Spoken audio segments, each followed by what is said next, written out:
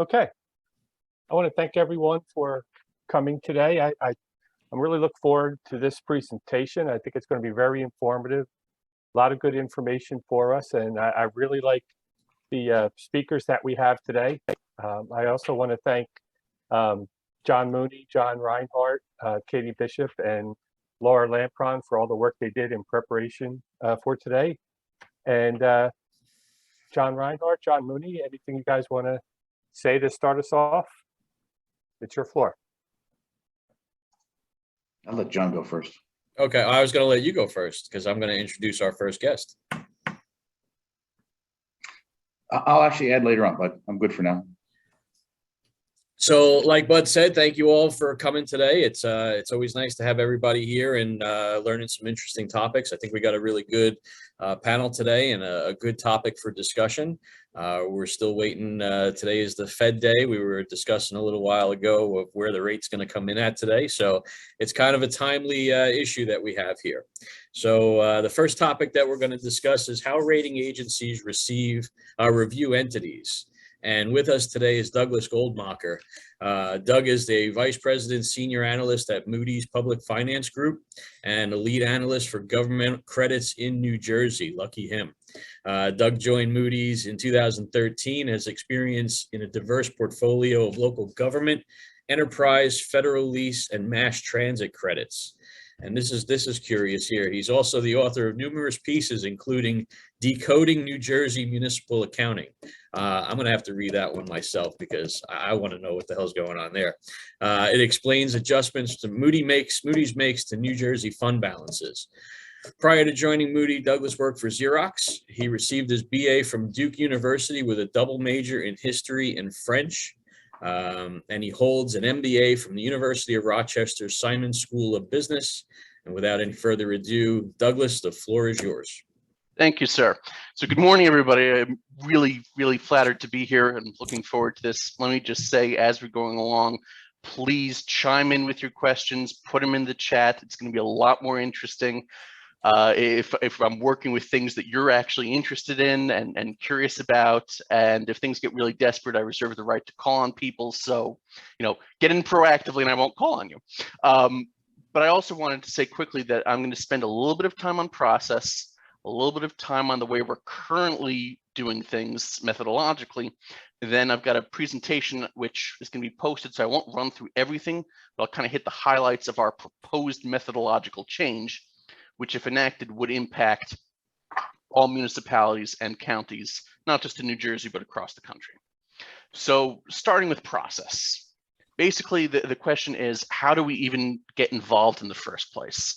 And the answer to that is that it really starts on your side. When an issuer, whether it's a city, a borough, a county, for that matter, a school district, a state, whoever it is, wants to issue a bond and get a rating, somebody has to reach out to me, or not me personally, but someone at the rating agency, and we kick it off.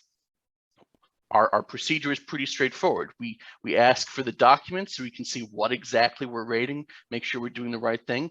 In New Jersey's case, since it's almost always general obligation debt, that doesn't seem like such a major step, but in other parts of the country where they issue some more exotic instruments, that's a much bigger deal than it is here.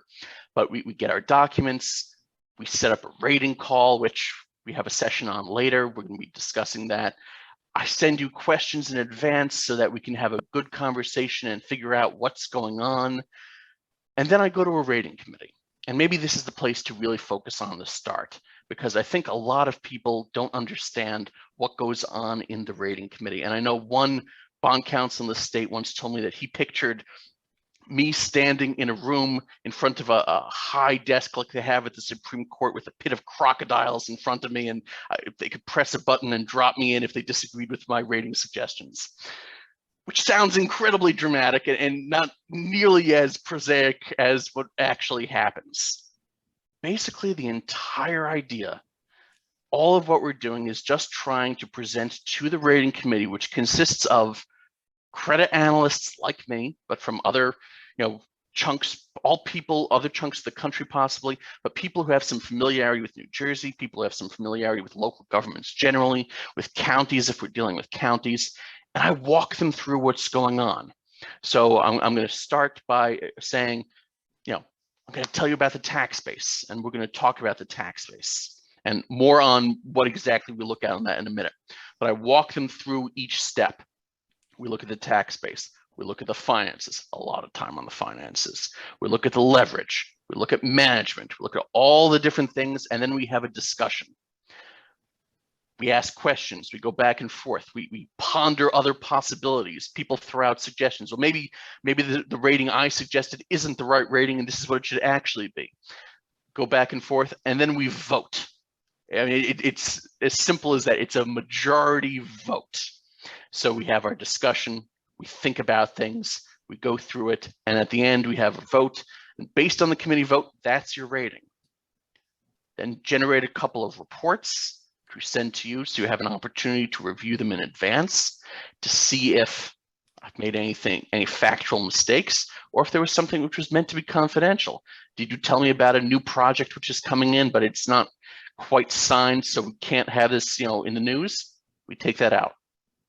Did I accidentally say you're in Connecticut when you're in New Jersey? That'd be a pretty embarrassing one. I don't think I've ever actually made that mistake, but we can fix that too. And then we publish it. So that's pretty straightforward, and that's the way most commonly that you're going to run into me in the process. There is, however, a second half to this process, and this is the other piece which I think people don't really understand, and this is the part which I think, though I don't know, we've got some people on the call who can tell me if I'm wrong, is probably a lot scarier, which is what happens when I call you out of the blue for a call when you're not selling a bond. Where does that come from? And I see some smiles like, okay, that definitely sounds a little bit scarier. It's not meant to be scary at all. I promise. I haven't eaten a business administrator in years. And, I'm not going to fall off that wagon. The whole idea is once the rating is up there on Moody's.com, you guys think you're done. And from your perspective, or you've sold the bonds, the rate's locked in, because again, this is New Jersey. You're not doing variable rate. You're not doing anything crazy. That rate's there until the next time you need to go to market. But your bonds actually trade and, sell. People buy them on the secondary market, and they want to know if your credit quality changes. So we have a surveillance system, which maybe sounds a little bit intense, but it's not meant to, be scary. It's just we check in and see, have things changed? And we check in on your rating and your credit quality at least once every year. And the idea behind that is just, see what things are going. You have a new audit. That's usually the best time to do it when we have new information. Have your finances changed? Have they gone up? Have they gone down? How's the tax base doing? The exact same list of questions applies. We just don't ask the question, how big is the new debt issuance? Because there is no new debt issuance, but everything else is exactly the same. Now, most years, I don't need to bother you. I don't call you up. My colleague doesn't call you up because we work in a sector which is very stable. Local governments generally, stay stable. You guys are big on keeping things going. You tend not to take the crazy risks you see on the corporate side. You get taxes, which are a lot more stable than anything anybody on the corporate or financial side gets. But every now and again, something does change and we want to know. Now, sometimes it could be something major has changed. Sometimes it could be something as simple as, I don't understand this in the audit. Then I call up and Bud tells me, Doug, you're an idiot. It means X, Y, and Z. He's too nice to actually call me an idiot, but he'll think it.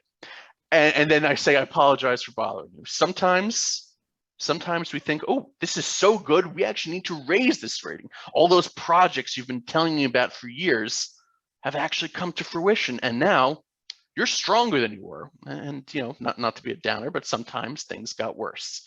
And so we adjust the rating, but we go through the same process. So it's two parallel tracks, the new sale and the surveillance, but they really look almost identical. And if anybody's curious, I've got slides I can show at a later point, if anybody wants. And we have like a dozen different processes to help sort and figure out which places we need to call, which ones we don't. It all gets very inside baseball, but I'll just say this. It's we try and filter it. We don't want to be calling you unnecessarily, but at the same time, we want to be calling if there's something which we think we need to know.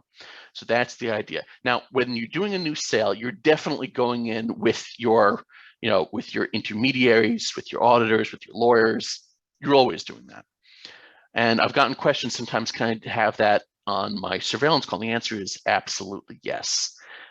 I'm not in the gotcha journalism business. We don't want to be doing that. So if you want to have your team with you, you should have your team with you. And that's really most of what I want to say on process, unless people have process questions. It's kind of dull. I know it was kind of a, not the most exciting thing to start with, but you kind of have to start with it to understand everything else. So I think the next step is to talk a bit about the methodology. And this is going to be the bulk of the time. And it's in two sections, the current methodology and our proposal for a new methodology. And when we get to that, I've got a deck and slides. So then I'll really bore you to tears. Most of what you issue in New Jersey, the overwhelming majority by just a staggering amount, is general obligation debt. Most of it is unlimited tax. That is to say, obligated to raise taxes sufficient without regard to rate or amount to pay it. Full stop. There's maybe 2 issuances in the entire state which have a tax limitation, and I bet a bunch of you didn't even realize there were any, and that was an option. It's exceedingly rare. And there was a whole thing with DLGS to make that possible. So very, very rare. The only other kind of debt you issue on a regular basis are notes.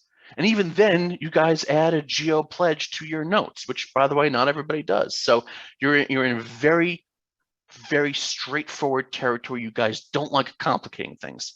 So overwhelmingly, the only methodology you're going to see is the short-term methodology. And the short-term methodology just maps to the long-term methodology. So there's no rocket science there.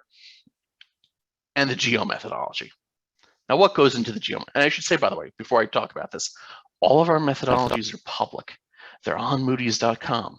If you can't find them, give me a call and I'll send it to you. Nothing hidden. You guys should never be wondering, what is Doug curious about? What is he going to ask about? What does he think about? Because it's all public in black and white and a bunch of charts with pretty shades of blue. It's all there. And that's what we go through. And when I say that's what we use, I mean we are required to go with the methodology. That's a regulatory thing. We can't go off script. So what's in the methodology? Well, the methodology starts with a scorecard. And issuers, whether it's in New Jersey or anyplace else, are always interested in the scorecard because that's the thing which is obvious. That's where a lot of the metrics are. That's where all the things which people, the headline numbers are. And so people get very worked up about that. And I'm not saying the scorecard isn't important. It is, but it's a starting point. So let's start. We look at, under our current methodology, your economy. What goes into your economy? Well, we start with your tax base. The theory is that the tax base is what's generating your revenue. It's what's, lets us get a sense of your scale and lets us get some comparability to say the difference between, a Bergen County, which has an extremely large tax base, and say an upstate New York county, which maybe doesn't have nearly such a large tax base. Get a different sense of what kind of resources you have at your disposal. Now, we measure tax base size using equalized value, not assessed value. Obvious reason, everybody assesses slightly differently. There's nothing comparable about that. We have cases, New Jersey is not the worst, though it's up there in terms of mismatches between assessed and equalized value, though the state has been getting better over the last couple of years, but we got to go with something which is going to be comparable. So we use the equalized value. But of course, that's just an absolute number, and we need to have some sense of scale because obviously New York City is bigger than Morristown, but are the wealth levels comparable? Well, one of the ways we can try and figure this out is to use equalized value per capita, which is a measure of wealth, really. So it gives us a sense of, well, let's scale this down to the actual number of people. So we both have the absolute and we have more of a sense of what is it per person. We also look at median family income. Now, the scorecard metric is for the whole nation. So what is your median family income relative to the whole countries? By the way, one quick thing I only literally just noticed, it says on my, and just for the record, in case my compliance people ever realize this, it says I'm with Moody's Analytics, I'm with Moody's Investor Service, same parent company, but two different sub companies. So I apologize. I just realized that. For the record, Moody's Investor Service, not Moody's Analytics. Sorry about that. So we look at median family income as a measure of what kind of income you have, but we also measure it relative to the state, because not every state has the same level of income, the same level of wealth. We want to get a sense of how wealthy is your community relative to the costs. Obviously, New Jersey is a more expensive place to live than Mississippi, more expensive than Alabama, and we need to have a sense of both scales. You can be quite wealthy in Alabama with a lot less money than you can in northern New Jersey. So we get that sense of scale, that sort of thing. All right, we also look at your finances, and we measure finances in a couple of different ways. We measure your fund balance. Only we measure this relative to your revenues, because again, a dollar, just basic dollars here, not going to be helpful. One of the first questions I ask a brand new analyst to try and get them thinking is $10 million a lot of money or a little money? You can't possibly answer that without knowing what your expenses are. Now, obviously, when you first start, maybe people don't realize that, and like 10 million, I'd love to have 10 million. I'm like, yeah, I'd love to have 10 million too. Morris County has a lot more than 10 million. They have a much bigger budget. We need to have some sense of scale in order to get a sense of what's going on. We also measure cash. There are two ways, I'm simplifying, there are really two ways to get into real trouble. One way is to have a fundamental mismatch between your revenues and your expenditures, and the other is to screw up your cash management. The first way is Detroit. The second way is Orange County. Gross oversimplification, of course, but you get the idea. So we look at both. We also have a trend line. The idea is, obviously, if you're doing better, if you're growing, that's better than it going in the other direction. So we measure it both ways. Then we go and we take a look at management. Now, what do we mean by management on this scorecard? Because management on this scorecard is not the same thing as me judging how Beti is handling the Morris County budget. That's not, and judge is a horrible word, I apologize for that, but that's not what we're talking about on the scorecard. On the scorecard, we're talking about a trend. Have your revenues been roughly in line with your expenditures? That's a good sign of management. And then what is your legal, and I emphasize legal, ability to match your revenues and your expenditures? And in New Jersey, that's pretty good. But there are some states where it's not as good, and a couple where it's even easier. It can depend on how strong your unions are. It can depend on your ability to raise revenues. Now, in Jersey, you've got a tax cap. If you're a county, you've got more than one cap. You've also got an appropriations cap. But you can also raise your taxes. You can bank your levy capacity if you don't use it. And you've got some exemptions for debt service, for pensions, for certain types of qualified healthcare, that sort of. So there's some flexibility there. There are states where that's not the case, where they don't have the ability to really raise revenue. Well, that's a complication. There are some states where they can raise revenue as much as they want. No limits. Well, that makes it even easier. So, we try and balance that out. And then the final section on the scorecard, final section is about leverage. And that's your debt and your pensions, both relative to your full value, your equalized value, and to your revenue. And that's the scorecard, what we call above the line. Then below the line, we can do notching, because the scorecard right there left out a lot of stuff. So for example, maybe as I'm looking around, maybe we're in Princeton and there's Princeton University, Princeton Theological Seminary, and the Institute for Advanced Study. Those are all tax exempt, but they're kind of a big deal. So we would add some notching to show, yeah, I know it's not in the tax base, but there's a lot of benefit from those institutions being there. Maybe you're in a part of the state where this city is the regional hub, so it has an importance beyond just its size. do some notching for that. Maybe somebody's planning on doing a staggeringly massive debt issuance in the next year. It hasn't happened yet, so I can't report it in the actual metrics because it hasn't happened.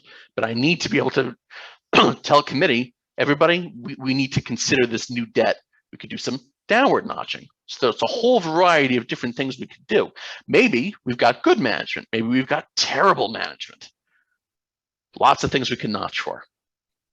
So we have the ability to do that. But then, in addition, we've got some Jersey specific things which happen on the scorecard. So a few words about New Jersey fund balances. Maybe I should have had this as a poll question, but it would have gone off target. How many of you don't have to actually raise your hand since I can't see you, but how many of you think that your fund balance is comparable to one in, say, California? I'll go out on a limb and say nobody is raising their hands, both because it's weird to raise your hand when I can't see you, but also none of you would raise your hands anyway, because I can hear you all saying, no, we're much more conservative. And overwhelmingly, you're right. So it would not be reasonable, it would not be helpful to the investor if I used your reported surplus figure. It would be misleading. So what do I do about that? Well, I published a piece explaining what we do. We adjust your surplus figure, we adjust your fund balance, and we add back a whole bunch of things which, if we were dealing in GAAP, you would be counting. So to starters, you have to reserve against all your receivables. Nobody else has to do that. So I add back most of your receivables. Now, I don't necessarily add back all. If you're accounting, I'm probably adding back everything because you don't really have to worry about tax title liens or property acquired for taxation, that sort of thing. But if you're a municipality, I'm not going to add those two back because they sit on your books forever. I don't know exactly when they're going to come through. You're probably going to get it at some point, but the timing, it's not really what I would call available fund balance yet. But your delinquent taxes, overwhelmingly, you're getting that money. Interfund receivables, unless I have some reason to suppose you're not going to get it back, I should add that back. Things like that. So I'm going to add back most of your receivables. Then you've got your appropriation reserves. Well, nobody else does that. That's a Jersey thing, but you can spend against those line items while it's an appropriation reserve. And in 2 years, you're going to cancel it. So what is that if not fund balance? Maybe if we were in GAAP, we'd call it committed or something like that, but it's definitely fund balance. So I add that back. And then you've got a whole bunch of reserves for various things, which in our experience are really fairly fungible, or you can wind up using them pretty much every year. So we'll look at some of your reserves and we'll add some of those. If you've got a reserve for tax appeals, that's a pretty endemic thing. You're going to be using that every year. Add that back. Snow reserve or storm reserve. Not only is that something you're going to use all the time, every time there's a crisis, the state says spend out of that one first. So, I mean, who are we kidding? It's fund balance. And then there are a bunch of others which aren't quite as common, but if you've got one for accumulated absences, again, that's an annual expense. There's somebody retiring pretty much every year. So we add those back. And by the end of the day, you're looking a lot better. Now, there's a caveat, because just as you gain on that side, you've also got deferred charges. And, I see Bud nodding his head. I think you can see where this is going. That's not an asset. According to statutory accounting, it is. I'm not saying you guys aren't following the rules, but economically, it's not an asset. You've already spent that money. So, How's John, that, Doug? Oh, there you go. Perfect. That's perfect. Okay. So, yeah. See, so look at all these reserves here.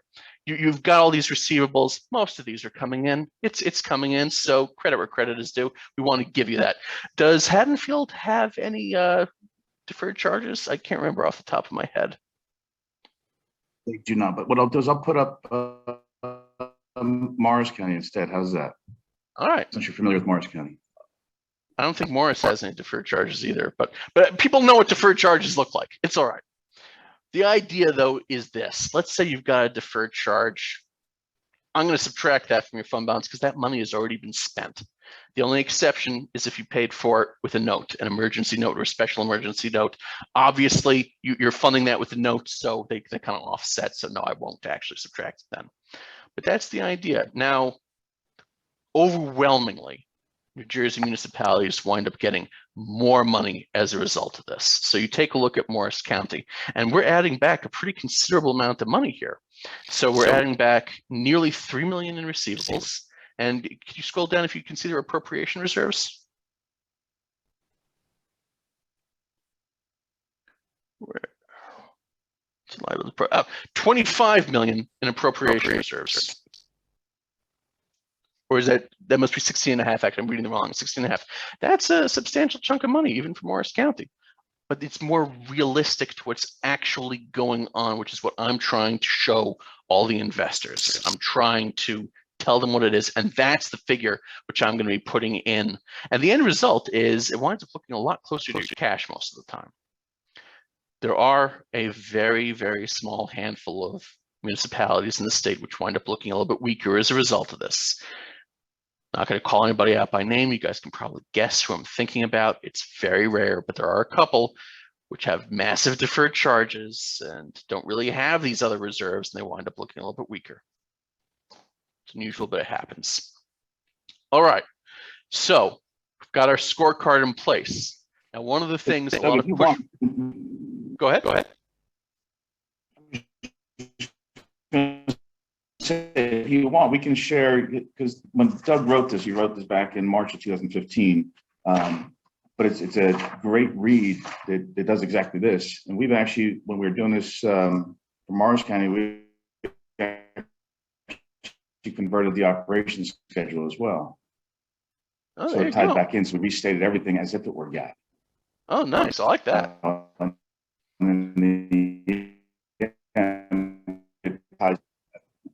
That fund balance. Mercer County and I were asked to present before famous, the area municipal bond analyst, which on the Morris County as an exercise to show the analysts how each one was a little bit different. So,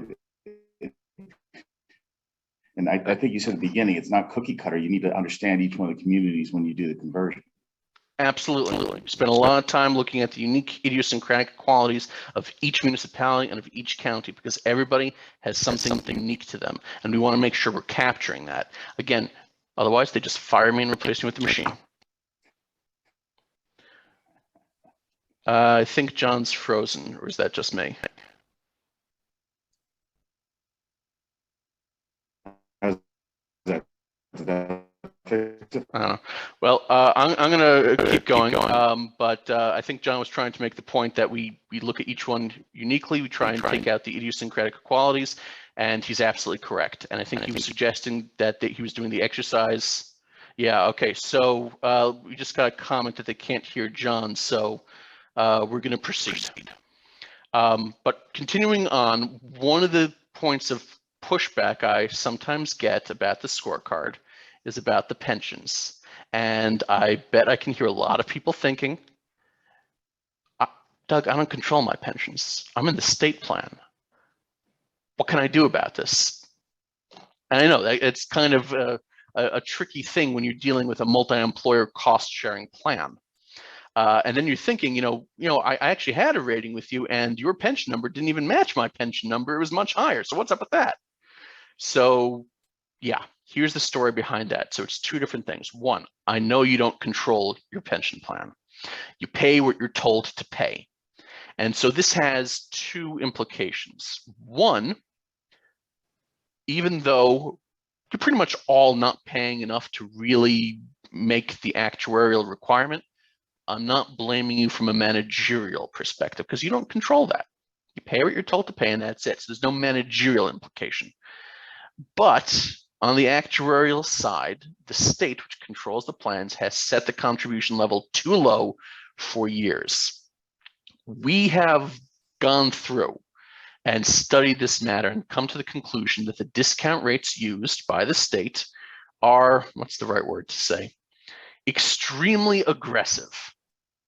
And routinely, there's a strong chance you're not making the kind of returns that the state thinks it's going to get. Now, there are some years where it does, but it doesn't consistently make them. So in our opinion, that liability is really a lot higher than people think it is. So we do a little bit of math. We rejigger it a little bit. We use a more conservative discount rate, which we get from a pension liability index. And that's the one we use in our scorecard. It is a higher figure. We think it's a little bit more realistic. It also aids in comparability because everybody uses a different discount rate. Means how do we compare when people have different assumptions? Well, we bring them down to our assumptions. And that's it. But I know there's nothing you can do about it, but it is a liability that you're going to deal with because at some point, the state will have to say, or unless anybody thinks the state's going to cover your chunk for you, and if you think that, I got a bridge you might be interested in, the money's going to have to increase. So at some point, your contributions are going to have to go up. That, or we need really, really stellar stock exchange returns for a long time. Anybody want to take that bet? Yeah, okay. I didn't think so. At least not until we see what's going on with the Fed, that maybe we'll change our opinions, but not for the moment at least. All right, so we've made some New Jersey specific adjustments. We've done that. We've got a scorecard. It's come out with a rating. We've got a result. We're done. No, we're not. Like I said in the beginning, the scorecard is just a starting point. Even with all the notching, there are other factors which may not show up. We also have medians and comps which we can use around the country to sort of give us a sense, because one of our goals is to say that a rating in New Jersey has the same level of credit as a rating in California or Ohio or Wisconsin, or for that matter, over in corporates. There aren't many AAA corporations, but we want a AAA corporate to be just as strong as a AAA county. In fact, there are way more AAA counties than there are corporates, but that's a separate point. So we go into our committee, we start with the scorecard, and then we start looking at everything else. I talk about management. I can talk about the fact that certain people, including certain people on this call, have been able to predict to me every single year where fund balance is going to be at the end of the year, and they're always spot on. I can talk about the contrary case with some people who are not on this call, where they never seem to get it right. I like to joke that, there are some issuers who could tell me that they're going to run $1 billion surplus on a $10 million budget. I'm going like, wow, there's a story there. I can't wait to hear this. And there are others who could tell me that the sky is blue. I'm going to say, hold the phone. I need to go stick my head out the window. So these are all things which committee is going to want to know. They're also going to want to know, what are your future plans? What are you thinking going forward? And then there are the things totally outside your control. We are all living through the hopefully end stages of the biggest event of my lifetime, or something like this, COVID. And nobody expected that. How did you cope with that? I don't know how to capture that in the scorecard, especially since it hit in the middle of the year. How am I supposed to capture that? What kind of notching do I do for that? I'd be guessing. Instead, I could report on what your plan was. I could report on how you adjusted your budgets. I could report on how you're working with the state to do things, or not working with the state to do things, handling it yourself. Had a call with John at the height of the pandemic, and he told me about how they were working with local companies to get a vaccination site going. I brought in some of my colleagues from the healthcare team to learn about how that was working. These are all factors which need to be incorporated. These are all things which need to be, and only then do we vote. Now, I know there was a lot of stuff there. And again, welcoming any questions. If people have questions about process, if people have questions about the current methodology, and if you think of them later, I'm an easy guy to find. You can always give me a call or shoot me an email. Somebody just raised their hand and then disappeared. You didn't? Okay. Hey, Doug, You're it's good? a little bit, it's slightly off topic, but Fire away. question about how do you see towns, counties planning for the use of ARPA funding? Excellent question. And the answer is it varies tremendously. Now, I will say New Jersey has been doing a lot better than most. And I have a couple of private theories about why that may be the case. I think maybe it has to do with, all those audits which happened after Sandy, and you guys learned something which other places have not learned. But most places I've spoken to in New Jersey have been very cautious. They've been reading these laws carefully, trying to figure out, reading the interim final rule, what a name, reading the final rule, trying to see things, trying to be very conservative in how they do this, trying to avoid using money to just paper over gaps. But there have been exceptions, and there have been some places which really they've just been using this as a plug. You know, we had a down year, we're just going to slap some ARPA money in to fix this. In other states, many of them are doing a good job, not trying to bash everybody outside the Garden State, but there have been some places where I have been very concerned about how they're accounting for this. I've seen some places maybe start to get into a little bit of trouble for spending some money in ways which really just were not how the money was intended to be used. So what we're trying to do, what the phrase we coined is look through the cycle. How are you going to look after the ARPA money's gone? It was a lot of money. Some of you guys got staggering amounts of money, but it's not going to be there in a couple of years. And then what happens? That's what I want to know. What are you going to do after the ARPA money? Which is a funny thing to ask when you're talking about the ARPA money, but that's really what the concern is. So you could come up with a great plan on how to spend your ARPA money, but it's only good if you know what to do when it's gone, because this is not a recurring revenue stream. Now, that doesn't mean you can't use it for revenue replacement. Sure you can. And, you know, if you can be creative with how you do things and use it to bolster your fund balance, I'm not saying that's necessarily a bad plan, but what I mostly want to know is, do you have a plan and does it make sense for you? And that's, I think, one of the key considerations, and Bud, you must see this all the time, with everybody being different. And that goes back to the point John was making earlier, like everybody has a unique story here. Does your ARPA plan match your story? And in some cases, the answer has been a resounding yes, and that's great. That's what I want to hear. If the answer is no, that's when I start getting concerned. Well, why doesn't it match your story? If you had, you know, a whole bunch of water, sewer infrastructure needs, and you feel that the ARPA money can match that, that's a solid plan. You know, you're going to avoid some bonding maybe, or you'll supplement your bonding, or maybe you can do the plan a little bit ahead of schedule with the assistance of this. Great. On the other hand, if you're going to be spending it on just, you know, some kind of vanity project, even if it technically fits into the plan, like you're losing a golden opportunity. If you're using it for revenue replacement, but not actually making the budgetary steps necessary to ensure that when you don't have this money anymore, you'll be fine, then I'm really concerned. So that's how we would think about it. And that, again, it's hard to notch for that. So it's not going to show up on the scorecard. But believe me, we spend a lot of time in committee talking about just those points. This probably is a good point for our first polling question. Katie, can you put that up? Yep, sure thing. Okay. Thanks, Doug. Yeah, no problem. Okay, I just launched the first poll. The question is, will inflation impact expenditures in the current fiscal year or next fiscal year? And if anyone has any problems answering the poll, feel free to just send me an email and we'll get you down. I'll leave it open for a couple seconds.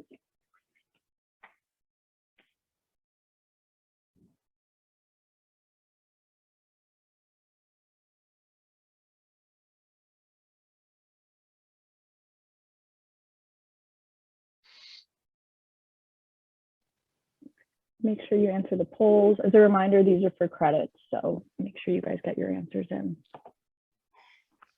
But we need Jeopardy in the background. Aren't you the music guy? I do, but I'm having connection problems as it is. As I move closer to the window, hopefully it'll help. I'm going to go ahead and close it.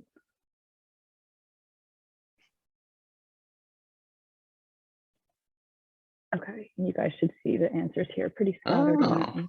This is interesting. Okay, so we've got a chunk, roughly a third, who think that you're going to need some statutory relief. Quarter taking steps to minimize already preparing. A chunk who were a little bit lucky with their contract timing, and so they're locked in for a little while. And a bunch who think it's not applicable. That's it. It's interesting. So yeah, Well, first of all, this is something we are definitely spending a lot of time on. We're very interested in the effects of inflation, watching it. And we've been getting different opinions from people, so that was fascinating. Personally, I think inflation is going to have some impact. We've seen the prices for materials rise, and if you're doing any construction projects, you can expect those to get more expensive too. So that's interesting. And of course, on the revenue side, you guys don't have a sales tax, so it's not like you're going to get a sales tax windfall. So that's interesting. All right. So unless there are any more questions right now, I think I'll spend my last couple of minutes. I think I've got, what, 10 minutes left? Yeah, just going to jump quickly into the proposed methodology. Now, just a quick word of explanation on this.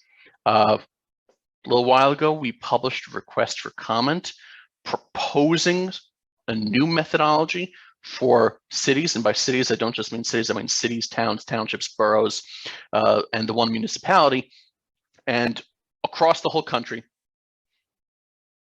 and for counties. This would be carved out from our general obligation methodology and now be its own just dedicated methodology. There's a lot of moving pieces to it. I don't propose to go through the whole thing now. It's public. We had some webinars. You guys can find that if you want. If you can't find it, email me, I'll send it to you. We published it so you can find it. It's a long document. It's 50 some odd pages because we had a lot of explanations to make. I wanted to give detail, but I've also got this deck I'll run through fairly quickly and give you guys, a taste. All right. Can everyone see my screen? Okay. So we'll start with the key changes. So right now, when you guys get a rating, you get a general obligation rating. If we proceed with this going forward, you would get two ratings, an issuer rating and then your instrument rating. And the idea is we want to have a benchmark rating which ignores the legal structural things about the bonds and just talks about your fundamental credit quality. In the case of New Jersey, it's really a moot point because you guys really don't do anything other than general obligation bonds. So it's going to look pretty similar. And you have unlimited bonds. There's no tax limit. Like once you've issued it, you can adjust your rate necessary to pay it. So we don't have to worry about that. So for you, this is kind of mostly irrelevant. So I'm not really going to spend a lot of time on it unless people are interested, because 90% of the time, a general obligation unlimited tax rating, which is what you guys get, is the same as the issuer rating. This is really for other states which do other types of debt issuances, but everybody's got to have it, so we're all consistent. Differences from the current GO. Well, we've changed some of the weightings. We are proposing to remove full value, remove equalized value as a standalone metric, change our income metric, add a new economic factor, modify our financial metrics and our leverage metric. And then, of course, you would still have the notching, the other considerations, so that isn't changing. So what is going to go into it? Well, we're still going to have an economy section, still going to have resident income. Though our resident income is now going to be median household income instead of median family income. Probably doesn't move the needle all that much for most of you. It is a somewhat broader metric in some ways. We just think it's a little bit better from a data perspective. If people are really curious, I'm happy to dive into it, but I doubt anybody needs to hear that exposition. We're keeping the equalized value per capita, but we're also adding an economic growth metric. More on that in a minute. We're keeping our available fund balance ratio and we're keeping our liquidity ratio, though as you can see, we're changing some of the percentage weights here and there. We're still keeping an institutional framework that's the legal ability to keep your revenues and expenditures in line, but we're dropping the trend lines, both from the financial performance and from the management section, because one of the things we found was, well, things go up and down, and stability was being punished sometimes. It just wasn't proving as predictive as we would have thought. We're modifying our long-term liabilities ratio, more on that in a minute, and we're adding a fixed cost ratio. All right, we've only got 5 minutes. We're going to go through fast. We've really talked about this. Let's focus on the economic growth one. We're adding the difference between the 5-year compound annual growth rate in real GDP and the United States GDP. So if you're growing faster than the United States, get some credit. If you're growing slower, it's a little bit of a weaker score. Taking 5 years, because obviously GDP can go up and down a little bit. And we're measuring this primarily at the MSA level, because that's where we can get the good data. That's where we're going to get something consistent. Plus, this is a big thing, especially in New Jersey, a lot of people don't necessarily work in their hometown. So we want to capture the region because the regions tend to go together. So that's the logic behind that. All right, institutional framework, it's pretty similar to last time, so I'm not really going to dive into that in too much detail. This one has some changes. So our new available fund balance ratio is going to be your available fund balance that we're doing today, plus your net current assets if you have a utility fund. So if you've got a water sewer fund, we want to give you credit for those. And we're going to take an all funds approach so that we don't just hyper focus on the current fund. We were always reading your entire audit cover to cover. I mean, that's most of what I do all day is read your audits. But now we're going to put all those things which I've been doing sort of, off scorecard into the scorecard. And this will increase the transparency, we think. It'll make it easier for you to track, well, why was he so worried about that when it wasn't in the scorecard? Well, now it will be. All right. Long-term liabilities. We already do debt and pensions. Now we're going to officially put your OPEB in. We were always looking at your OPEB, but now we're actually going to put it in more officially. So again, increased transparency. It'll actually be there. Your fixed cost ratio, that's your debt service, your pensions, and your OPEB costs. And we're going to do a little bit of adjustment on your debt service so that we get everybody will be forced into a 20-year amortization period. So we'll, be able to smooth out if somebody has a long amortization versus a rapid amortization. Doesn't mean we're not going to be looking to see if you do one fast or slow, but this way we can compare things a little bit more easily. All right, quick thing here. On the left, you've got current methodology. This is for the whole country, so they're calling it the general fund. Obviously, in New Jersey, it's the current fund. Same idea, though. In the proposed new methodology, we're doing everything. We're going to be looking at all of your governmental and enterprise funds. We're not going to be doing your component units, but we will be doing the others. We'll still be looking at the component units, but because they're kind of like separate and off to the side, we're not going to roll them up into your government-wide funds. Doesn't mean we're not paying attention, but we're not going to throw it into the scorecard. And again, this is not really new from an analytic sense. It's more how we're presenting the information. And there's sort of a broad philosophical thing here, which should make our resident auditors here happy. We're trying to do this to bring things more closely in line with the audit. And the reason for that is we don't necessarily want to be making certain types of judgment calls ourselves and trying to say we know better, but also it's just going to be so much easier for people to track. Where did you get this? Page 73, that's where I got it. So that's the idea. And this is just a quick picture of what it's going to look like. I am not going to walk through all of this, especially since a lot of these things are going to look funny, like committed, non-spendable, assigned. Those aren't Jersey concepts anyway, but you can look through this at your leisure. These are all being posted. Why are we making these changes? Well, so the issuer rating is just basically your ability to provide core services while remaining solvent. We're trying to capture all of this. We're trying to capture the difference between different types of places. Some places don't have any enterprise funds, but others do. Does that mean we should ignore the ones who have enterprise funds and just hide if they're doing a great job managing that water system? No, we want to make sure they get credit for it. So there's that. Now, part of the reason we want to include the enterprise funds is that in a lot of cases, that gives you extra flexibility. Now, it's not unlimited. We know that depending on what state, there are rules about where you can transfer, what you can't transfer, what you can borrow, where you can't borrow them. We're going to report it, and then off scorecard in our other considerations, we'll make those adjustments and sort of explain, yeah, they have money here, but here's why they can't use it. Or yeah, they really can use, they can raise rates here. And so even though they're not raising their taxes, they've got more strength on this other side. Trying to capture everything. In some cases, could this overstate or understate? Maybe, but again, that's why you have an analyst actually reading the whole audit and asking you guys questions. What can you do with this money? What can't you do with this money? You've got a ton of money in the trust funds, which are restricted. And we're going to ask questions like, what can you do with that? How restricted is it really? That's why we have a call to discuss this sort of stuff. And then we add all the other stuff, your additional strength. Maybe if you're really tiny, we'll do some notching. If you do a bad job with your financial disclosures, we'll do some notching.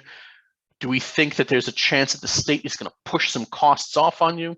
We'll do some notching. Or is there a chance you're really going to increase your leverage a lot? We'll do some notching. These are now automatic. This isn't me going in and manually saying, I think we should do this. We have calculations for these now, and we provide the details in the RFC. And then we add all the other sorts of things. Well, before we started this, John and I were chatting. We talked about how the state stepped in to save some places. That's an important consideration. What's the probability that the state will step in to save you if something happens? We judge based on the circumstances or any other unusual risks or strengths. This I'm going to skip over because it doesn't really apply in Jersey since it's all unlimited tax. So I think actually this is and then one last slide. I know I'm a minute over. I apologize. I'll wrap this up quickly. We do think. Don't rush for us. It's okay. Oh. We're interested. Thank you. We do think that up to, and I do emphasize the up to, 20% of rated cities and counties could have their rating change. We think about half would be up, about half would be down. So this, and most of this would be by one notch, but there is potential for this to change. So we want you to be aware of this. Now, the next question becomes, what can you do if you have thoughts about this? You can give us feedback. You can call me, and I very much would like to know what you guys have to say, but it doesn't really count. In order for it to be officially official, you got to go click on the link. You've got to put in your comment into the system. And the reason for that is we need to be able to show where we got these comments from, why we made a change to our proposal. And we can say, we got 20 comments saying that this 10% weight was wrong. It should be 10.1%. I mean, I'm being a little bit silly. That seems like a highly improbable thing for anybody to comment on 10 to 10.1. But we need to be able to show everybody, both internally and externally, yeah, this is why we proposed one thing and our final comment was something else. We've got the paper trail to prove it. So if you guys have comments, please give comments. We've had some webinars, we've had some things. We published this a while ago. We're coming close to the end of the comment period. June 21st is the last day for comments. But until that time, please send in your comments. We want to know. And that is it. I did see we got one question, which I'll answer quickly. Let's see, how will you consider changing the tax levy cap from a specific percentage to a CPI-based increase? That is a very interesting question. And, we have seen some places have that. And I'll say this, if it increases your flexibility, that's a good thing. However, I will point out that, right now we are in a state of higher inflation. We also have to consider what would happen when inflation hopefully goes back down. So we wouldn't want to say this is automatically good or this is automatically bad. The question is, how is it structured? Is it going to increase your flexibility and give you the tools you need, or is it going to tie you up worse? That's how we would look at it. That's how we would approach this. So that was only a positive adjustment, not a negative adjustment. Say that again, I'm sorry? If the cap rules were changed to reflect only upward adjustments, not negative adjustments. I mean, that sounds like a potential strength. I would need to see the details, but if they're going to give you the ability to raise your taxes more, that's a strength. Obviously, we're not saying you always need to raise your taxes, but the ability to do so is important. Sorry, I interrupted you. No, this is Steve Shaw from Morris County. My day job is that as a builder developer. We have something in our industry, especially in New Jersey, referred to as regulatory risk. So when you're looking at the economy of a region, how do you factor the state's proclivity to enact laws and regulations that can severely restrict development opportunity in a region? Does somebody look at that? The Highlands Act comes to mind in our region. It's really funny you should mention that, as I published a credit opinion just the other day when I was mentioning the Highlands Act. Yes, your timing is good. So, it's uncanny. But yeah, regulatory action can definitely have a big impact, either regulatory or a new statute or anything. It can be in some ways a good thing if it opens up new economic opportunities. It can also be a negative if it's restricting economic opportunities without providing some kind of good offset. So I don't want to pass judgment on the Highlands Act in particular, because there were some, there were reasons that certain things were done, and I am not on the ground there, and I wouldn't want to say it was right or wrong. But I will say we would look at the positive and negative impacts. What are you getting for those restrictions would be a good angle to look at. Are we, for example, getting, preserving the quality of your water? That's a plus. I mean, you need drinking water to be able to survive. Or is it just tying you up in red tape for no good reason? The one, there's a positive and negative, and we judge the balance. If it's just red tape, that's obviously deadweight loss. So that's how we would approach this. And then the big question is, how are you dealing with this? So when the tax caps were first put into place, for a couple of years, people really struggled to work with this, but eventually they built the system and they got going, they got rolling. As things change, the question is, how fast do you adjust to it? So yes, a regulation can be credit positive or credit negative, and it can also cut both ways.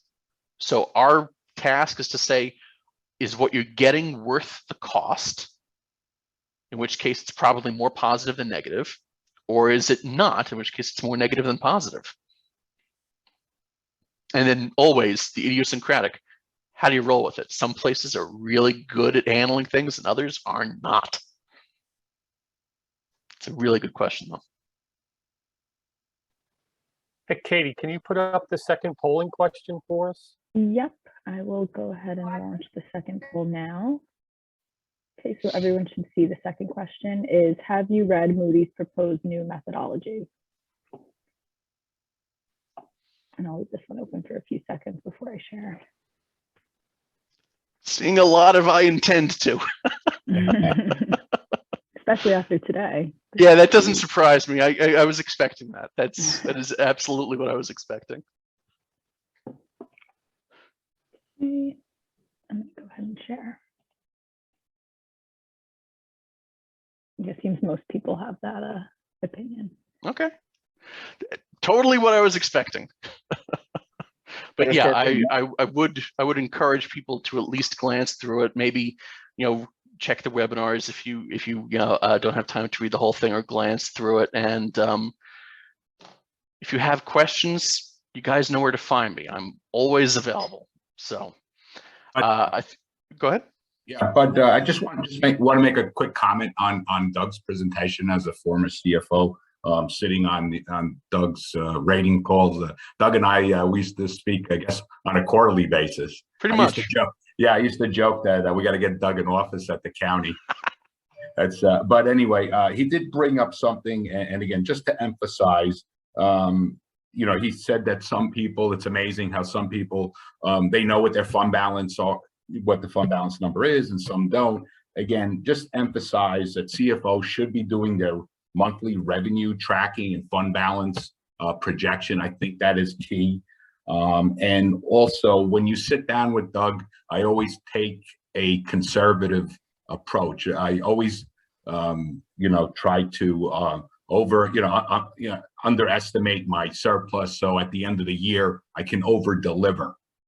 Because you always want to be in that point. You always, what your surplus or fund balance is at the end. I used to always shave off, maybe $500 million, because at the end of the year, I can tell Doug, hey, you know what? Our fund balance is $1 million more than I told you, because you always want to take that type of approach. I think that will be good for your ratings down the road. And also you want to give Doug, you want him to have confidence in your numbers. So always so you want to over deliver what you say. That's a good point, Joe. Yeah. And just also, Morris County several years ago did a really good job of coming up with some formal policies regarding fund balance, their budget, capital, and debt policies. And I thought they did a great job, not only with the policies themselves, but they gave themselves a little bit of wiggle room and flexibility so that it wasn't too restrictive, I thought. And I think, John Bonnani, you were very much involved with that. I believe Beti was involved with it. And I think, Mr. Rheinhardt, you may have had some hand in it also. I think they were very reasonable, you know, about the way they were constructed, and they had allowed the elected officials to adopt those without hesitation, which is what was critical to us as we met with Doug, actually, not Bud. A good policy can be a useful thing. A policy which ties you up the wrong way or you have no chance of ever actually doing doesn't help. So with policies, our philosophy is kind of, well, if you have one, we definitely want to know what it is, but also doesn't make sense for you. If you have a policy to have a surplus of 100% of revenues and you struggle to get 5, we're really not going to give you any credit for that. You know, on the other hand, if you're meeting your policies and you're setting things well and you're always budgeting carefully, that's great. Yeah, we also saw Elke do the same thing with the town she was in prior to going to Sussex County. That Elke, I don't know if you had the opportunity to do it with Sussex yet. Yes, we did institute a fund balance policy at the county, and we also instituted a debt policy at the county. So I think, and we did get an uptick in our management score, I think, as a result of that.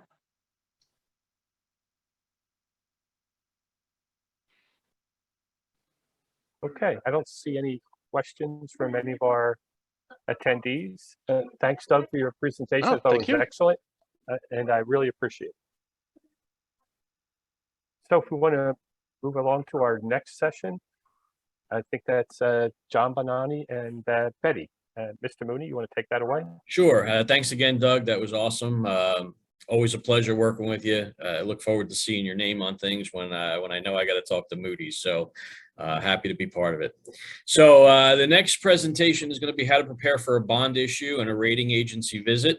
John Bonnani, Beti Bauer are going to do the presentation on this.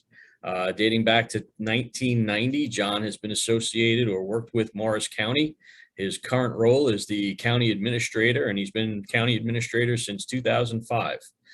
He's got a master in business administration from Fairleigh Dickinson University and a bachelor degree in accounting/business from Seton Hall University. John's affiliated with a few different groups throughout the county. John's a Morris County Insurance Commissioner. He's a Morris County Improvement Authority Commissioner. He's a New Jersey Public Employer Relations Commissioner. And because, you know, being the county administrator is never just enough. So he's involved in those 3 things. He's received a bunch of awards and honors over the years. Just a couple to name a few. He's a U.S. Congressional Record recognition by Congresswoman Mikey Sherrill, chair of Governor Christie's Human Services Transition Team. And one of the ones that we thought was kind of curious that he's got as an award and an honor is that he's a friend of John Rheinhardt. So I don't know if that's necessarily an award or if that's a punishment, but it is listed, so I did wind up reading it. Beti Bauer is the Director of Finance and Chief Financial Officer for the County of Morris. Beti started with the county 17 years ago and has served in various roles leading up to her current role as CFO. In addition to her role as CFO, Beti oversees the county purchasing functions. She serves as a treasurer for Morris County Improvement Authority and as commissioner for the Morris County Insurance Fund.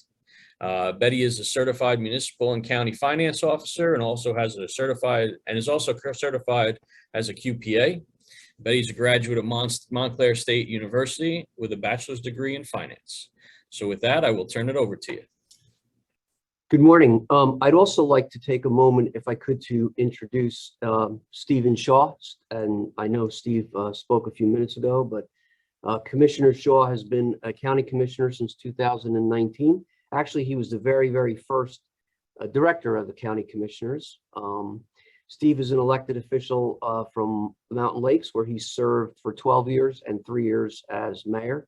And as he told us, he's a builder. Steve has been very instrumental in our budgeting process and our capital budgeting process. Being a builder by trade certainly helps us. And you know, through my experience in county government, we've always needed a go-to freeholder, and Steve has become, quite frankly, since no other commissioners are on this session, I can say our go-to commissioner. Very instrumental in the COVID process and in the distribution of the ARPA funding. There's a couple of freeholders that have been instrumental in that, and Steve is one of those. Steve is one of the commissioners that if they all were like that, we could be home at 4:30 every day, but sadly they're not.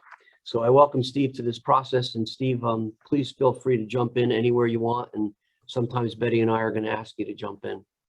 All So right, we thank you, John. want to talk about ensuring a successful bond sale. And there's 4 components of this, and I'm only going to talk to one of them. Betty's going to talk to the pre-bond sale planning. I will discuss the meet the rating agencies, at which point I'd really like Steve to join in that process. Betty will also talk about selling the bonds and the post assurance events, and please issuance events, and please feel free to jump in with any questions or comments that you might have. And I'll turn it over to Betty for planning the sale. Okay, good morning. So before you start, you should have your professionals and staff in place that you're going to deal with, bond counsel, financial advisor, auditor, any key departments that you'll need to speak with. Make sure you have all your contracts, resolutions, your appointments all set in place. Once bond counsel and the our bond counsel and financial advisor play an active role in the overall process. Once you have your team in place, then you can begin planning for the sale. We start to look about 6 to 9 months out from when we think we're going to have the sale at our cash assessment and how that compares to current cash flow and projections. We start planning for the bond sale about 3 months ahead, and in some cases even further ahead, depending on the size and complexity of the sale and the project needs. We notify bond counsel of our plans and work with the financial advisor on a timeline. The financing needs for a specific project involves coordination with the department overseeing the project to determine their cash needs over the next year or more. We usually begin the process about 4 months ahead by sending requests to the departments for their anticipated spend. Being able to project the cash requirements over the life of the project can better satisfy the financing needs of the project while minimizing the cost of borrowing funds. It's also important to identify how much debt is needed to be issued to satisfy the project needs without over issuing debt. If you end up issuing too much debt and you're not spending down the proceeds, then at some point you may end up with an arbitrage rebate liability. So we begin by looking at the cash position of each ordinance. Even though we get projections from the department, sometimes they may overestimate or underestimate their anticipated spends. I've learned over the years that the Public Works Department is a little too optimistic in the amount of projects they think they can get done. So it's important to have a historical reference of the projects. So what do I normally see in this type of project? For example, the county adopts a road and bridge ordinance every year. If after 1.5 years, they've historically spent about 60% of what we borrowed, I would take that into consideration. In other cases, I may fund about 80 to 90% of the ordinance, knowing that I'm underestimating, I could make it up in the following year's sale. Once I include all the projections from the departments, any projects in which the total spent is greater than the cash raised or on hand for that ordinance, I will fund all or a portion of the ordinance, ensuring I do not exceed the deferred unfunded amount. On an annual basis, the county adopts between 30 to 50 ordinances. Many of the county's ordinances are reoccurring, so I want to make sure that we're spending the oldest ordinance first. So I look back at the older ordinances to see what's been funded versus spent, because I don't want to borrow if we have unspent open proceeds. So at the county, we use MSI as our accounting system. I will run a capital cash analysis report, which you could see on the screen. It includes the total ordinance amount, the deferred funded, the total expended, and I add a column for the projections from the departments, the deferred funded and the deferred unfunded and the cash position. I will focus on any ordinance in a deficit to make them whole. And we've highlighted some ordinances in a negative cash position for reference. So just to be clear, the key columns I focus on are the total spent compared to the funded position, and that gives you the cash position in the final column. I will create a list of the various ordinances and the amount to be raised for each to be sent to bond counsel for their review. In an effort to prevent overfunding, once this list is created, I will continually check that nothing has changed my cash position until the combining resolution is done. So after every commissioner meeting, I'll rerun the cash analysis report and compare it. Once the list of ordinances is finalized, I then move on to the maturity schedule for the bonds. And there are many different factors to consider when creating a maturity schedule. We start by looking at the existing debt. Then we structure the debt by adding projected debt to the existing debt while playing around with the principal payments to make sure there are no significant increases or drops from the prior year debt service appropriation. At Morris, our goal is to keep the increase to less than 2% of the prior year.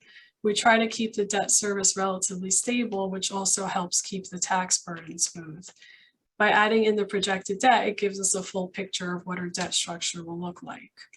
We also take into consideration any budgetary constraints or restrictions, any debt policy benchmarks as adopted by the commissioners.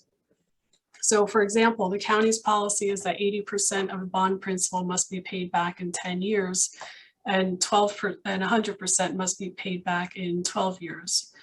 The maturity schedule must be within the average useful life of the sale. So it's important that that be calculated properly, and it's best to work with bond counsel in determining the average useful life of the sale. If the average useful life is more than the county policy, let's say 15 years, we must abide by the 12 years.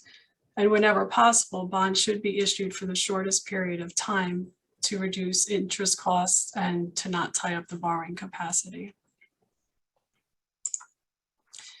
A few other items to keep in mind are that all bonds must mature in annual installments and no principal payment can be more than double the smallest payment. And we have a proof on the bottom of our spreadsheet to make sure we don't go over. There is an option of a non-conforming schedule, but it requires local finance board approval. A local entity can use a local authority. The county has an improvement authority, which can be used as an alternative. And with the improvement authority, there's more flexibility in determining the maturity schedule, and the 5% down payment is not required. So this is a spreadsheet we use to create the maturity schedule. You could see on the proof on the bottom there with the minimum and maximum installments. And this proof is used for the outgoing years as well. So we have the county's existing principal. We add in the projected debt. This is from last year's sale. So we have the projection for 21 in the outgoing years. And like I said, we play around with the principal payments in an effort to keep the debt service relatively stable. If the increase goes over 2%, the increase column will automatically turn pink, like 2030 through 32, which at some point we will smooth those out. I also always consult with the financial advisor on the maturity schedule just to make sure that I'm not missing anything. Betty, I think it's important to note, though, that your schedule goes out all the way to the year 2039 to the right. You're just showing a short glimpse or a. Correct. Yeah. Because you see the continued layering in of future debt. Yep.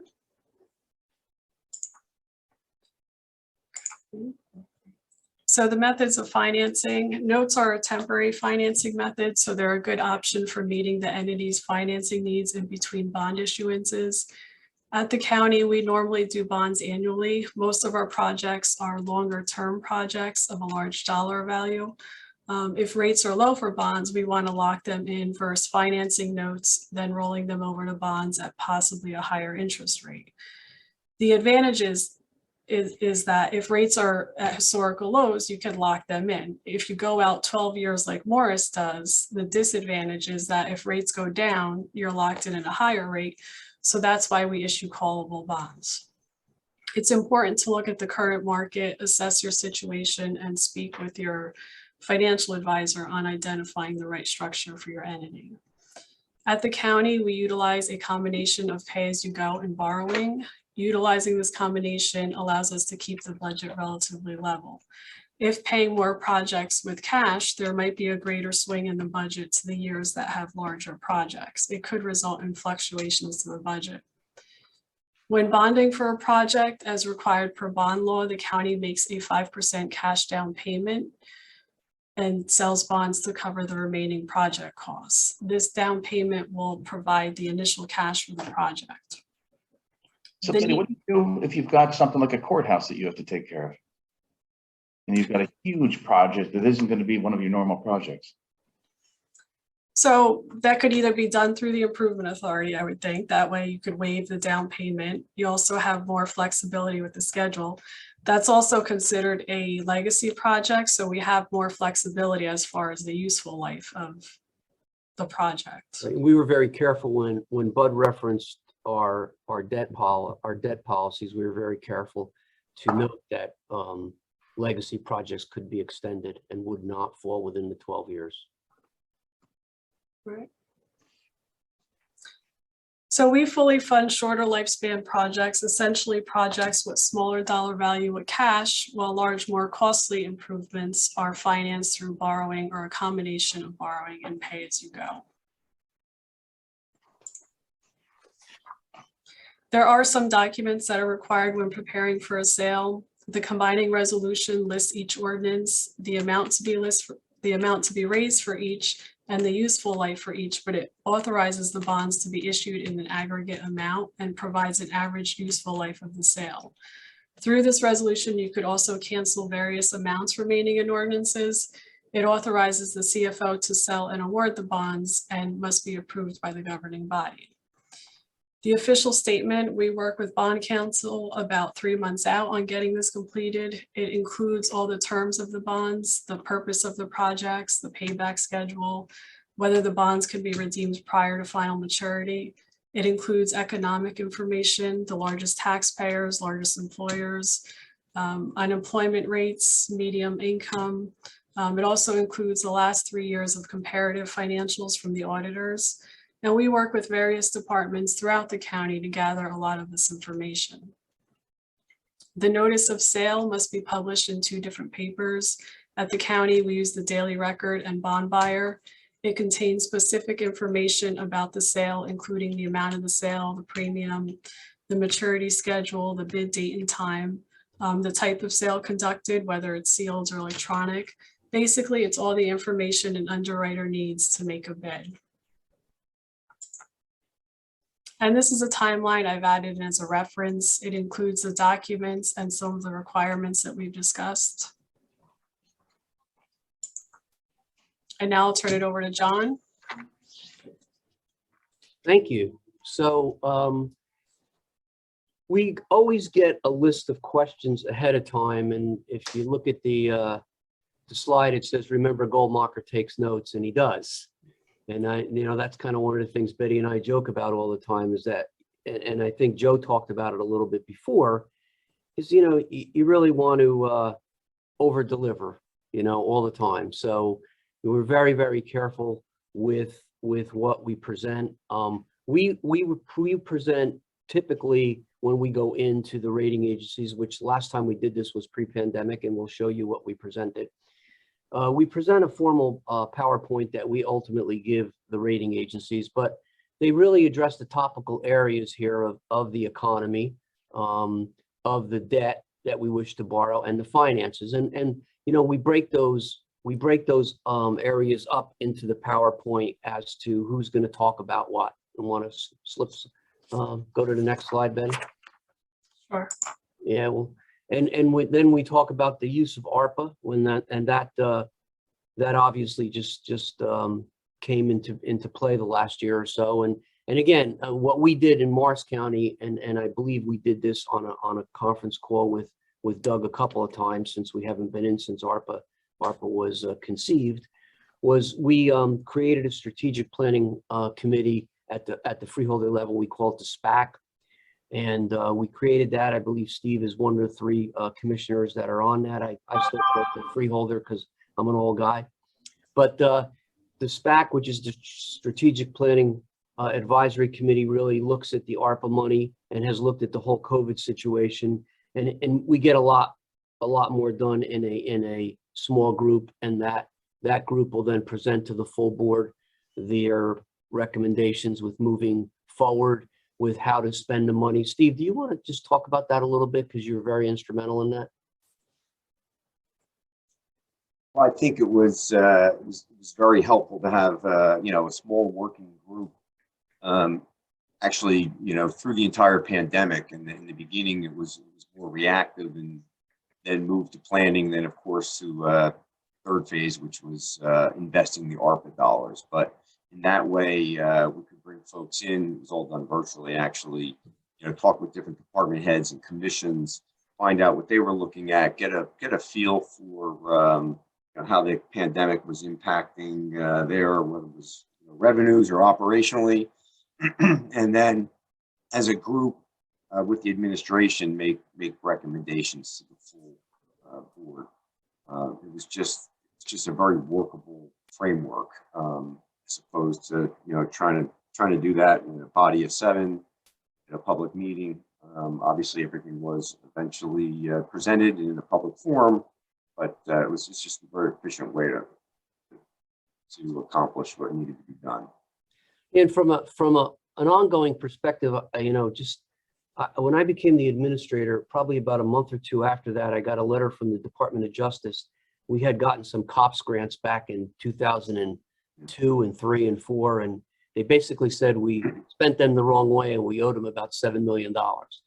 And so part of the whole concept of setting up this committee was to ever avoid that situation again. And so I think we take strenuous steps to make sure that everything we're spending is in line with the regulations, and we were kind of kicking this around before everybody joined the panel with Doug, is that somewhere along the line, the federal government or the state is going to be hiring a ton of auditors to go back through and to make sure everybody spent this money in the right way, and we just want to avoid any paybacks.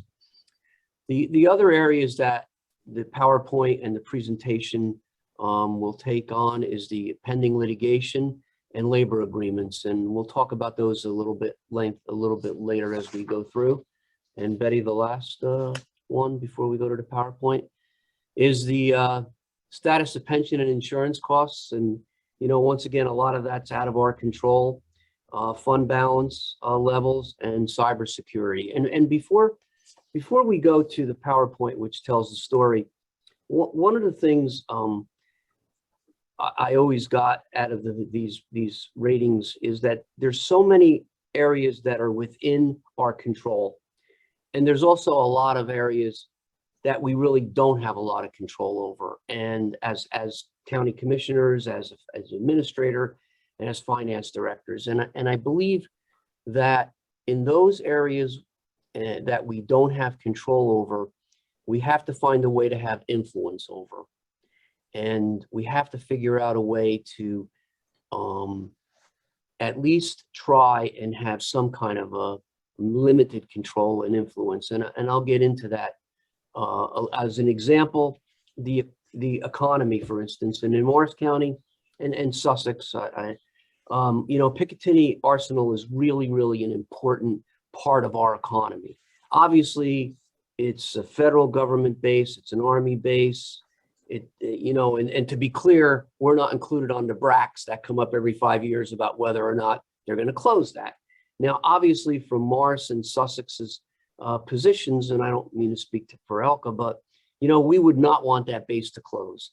So we do have some leverage with influence. We do certainly work with our congressional representative, and for years I was hearing it was Rodney Frelinghuysen, who was a big proponent of the base, and we were fortunate enough to get, when Rodney decided not to leave, Mikey Sherrill, who's also equally engaged in the base. And we partner with the base in any opportunities that we can partner with the base, because we realize how important it is to our economy and how important it is to the ongoing success of both of our counties. And so therefore, that's just like one little example of, we really have no control over the base, but we just do whatever we can do to make sure that it continues to succeed. If you drive through Monmouth County, and you look at Fort Monmouth and you look at all those empty buildings, you just don't want that to happen here in Morris County. So It's just one example, and we'll get into a little bit more as we move along. So Betty, can you kick on that PowerPoint that we usually leave with Doug? So John, I just want to add something about fund Please do. balance. Yes. So fund balance is a key item that the rating agencies focus on. So we'll discuss any changes to the fund balance policy. As per the fund balance policy and our longstanding practice, we anticipate fund balance as a revenue based on what we feel will be reasonably regenerated. This is something the rating agencies like. This also serves as a guide on how much fund balance to anticipate in the budget. We always provide a projection on fund balance regeneration and year-end fund balance, which, as we heard Doug say, they do write it down and then go back and check. We talk about our adequate reserves in current fund and outside of current funds. One of the goals of the county is to maintain a minimum of 15 million in reserves between current capital and trust. So we emphasize that we have adequate reserves to help mitigate any issues if necessary. And I think that's something of importance. I'd agree, Betty. Thank you. And one of the things that I believe that we do when we either respond to Moody's on the phone conversation or go in and make a formal presentation, you know, we all kind of stay in our lanes, so to speak. Like when it comes to money, Betty's the person that does the talking, you know, and when it comes to some other areas, the administrator will do the talking. I have a deputy administrator that also is a big participant in it. But also there's some components that are critical, I believe, for an elected official to take a position on. You know, when we sit down with the elected officials, like obviously Steve's on the line with us and here this morning. You know, Steve's both has a knowledge of the financial piece, and he also has a knowledge of the capital budgeting piece. And so therefore, you know, what we attempt to do is to work in the elected officials' participation in any of the presentations, and we'll go through a little bit of what we do present and where they are, where they input, because I believe that, you know, I believe that what I've learned over the years is that while the numbers are really, really, really important, so are the people that drive the numbers. And, you know, that begins with the elected officials. So yeah, and I think this is probably the appropriate time to jump in on that. I think it's important for the administrative folks to understand as an elected official, I mean, everybody's got a different background and a different profession. I think it's important, and our administration does a great job of you know, finding the strengths of an individual's professional background on the elected official side and drawing on that, and then fitting them into the right silos, especially on a rating agency call. So, you know, an individual like myself can talk a little bit about economic growth and development, whereas another commissioner, Commissioner Krikis, is a finance guy by profession. So, you know, leave something that's a little more deep in the numbers that Betty might not be touching on to him. I think it's also important. I mean, I've worked on a municipal level 12 years, but a small town. So we never got involved with rating agencies. So my first exposure was at the county level. So I think it's important, once again, from the administrator folks, a lot of elected officials, this is all completely new material for them. So it's a balancing act between, you know, an elected official wanting to get educated and not mingle where they maybe shouldn't. But it's just, you know, the questions are good. It might be a little irritating at times, but it's good that the elected official wants to understand the process, but you know, they might not be getting into the weeds and probably shouldn't be getting into the weeds.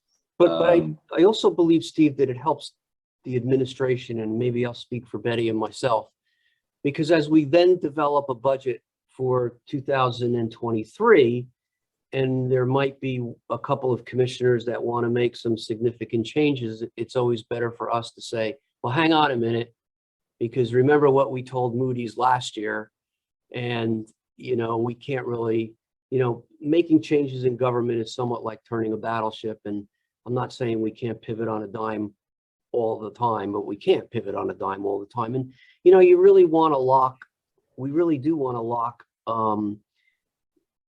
lock in where we're going to go next year. And I believe a lot of times when elected officials participate in a rating review, it kind of sets the marching orders for the next year, and it really avoids significant changes. You agree with that, Betty?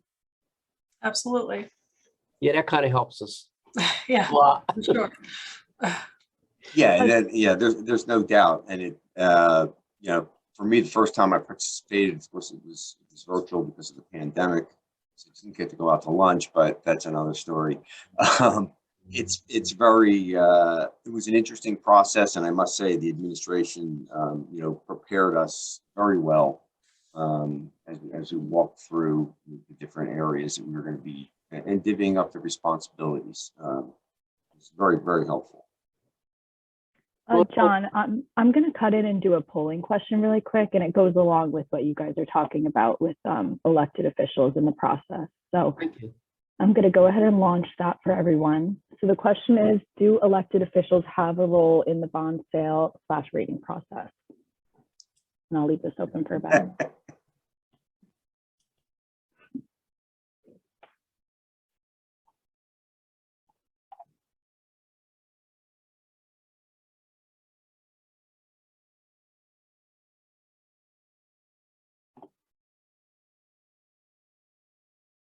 Give it another second.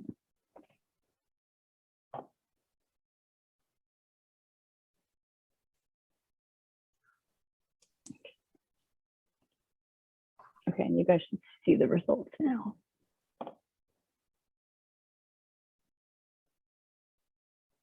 Okay, thank you. Thank you. Can we launch the PowerPoint? Sure. John, I just want to make just a comment from my end. When I was at Bergen, we kind of had a little bit of a different setup. We had a county executive form of government. So kind of the commissioners or freeholders, they were kind of on the side, but the administrators, the administration was involved. But I think it's important for the CFO to know exactly, you know, what Moody's is looking for, and to communicate that with, you know, administration or the elected official. I know myself, I used to walk around, I had Moody's scorecard in my back pocket all the time because, you know, we were a AAA at Bergen, but again, we were AAA mainly because our real estate and wealth was very high. But we did have a little bit of a liability. Our reserves we're not as, you know, AAA. They actually, on the scorecard, they were AA on our reserves. So we made a conscious effort to increase those reserves every year. But anytime though, you know, I would get into a discussion with an elected official or with, you know, administration, oh, let's use more fund balance to lower taxes. You know, I will pull out my scorecard, you know, and say, wait a minute, you know, take a look at this. If you don't want to believe me, believe Moody's, a third party, you know, with our rating that, you know, so that kind of set some people, you know, sometimes you're not the popular person when you do that. But again, I think as a CFO, I know my job was to protect the AAA. That's the way I looked at it. So, and I did my job as best I could. So Joe made it sound like it was AAA in the past tense. We still are a AAA. Still are AAA. Yeah. Yeah. Boy. So the last time we actually went in and was 2019, which was Commissioner Shaw's first year. I think we were still freeholders that year, correct, Steve? So we did it in a 9-part version. So if you want to slide up, Betty, you can go one more. And so we broke it up into 9 sections. You can go again, please. And the first is, All right. so in section 1, we really talked vision and mission. And, you know, section 1 really was a freeholder section. Whether it was the chair of the budget committee or the freeholder director, they really went into the vision and mission of the county. And then if we come up one, we went into what really aligned us, where we built our county, whether it was an effective and ethical government, how we partner with our municipalities, providing strategic leadership. And honestly, we had 1 or 2 commissioners that would speak to this in an abbreviated way, but certainly would address some of the bullet points here in a tangible manner. And then we would move on to a financial section, and you have to know what you know, and you have to know what you don't know. And this, I always was very proud to say, okay, Beti, take it. And Beti would really go through the whole financial piece. Beti, do you want to talk about the structural integrity and the structural balance just a minute? Sure. So we'll talk about how the budget is structurally balanced. We have a very conservative budgeting approach.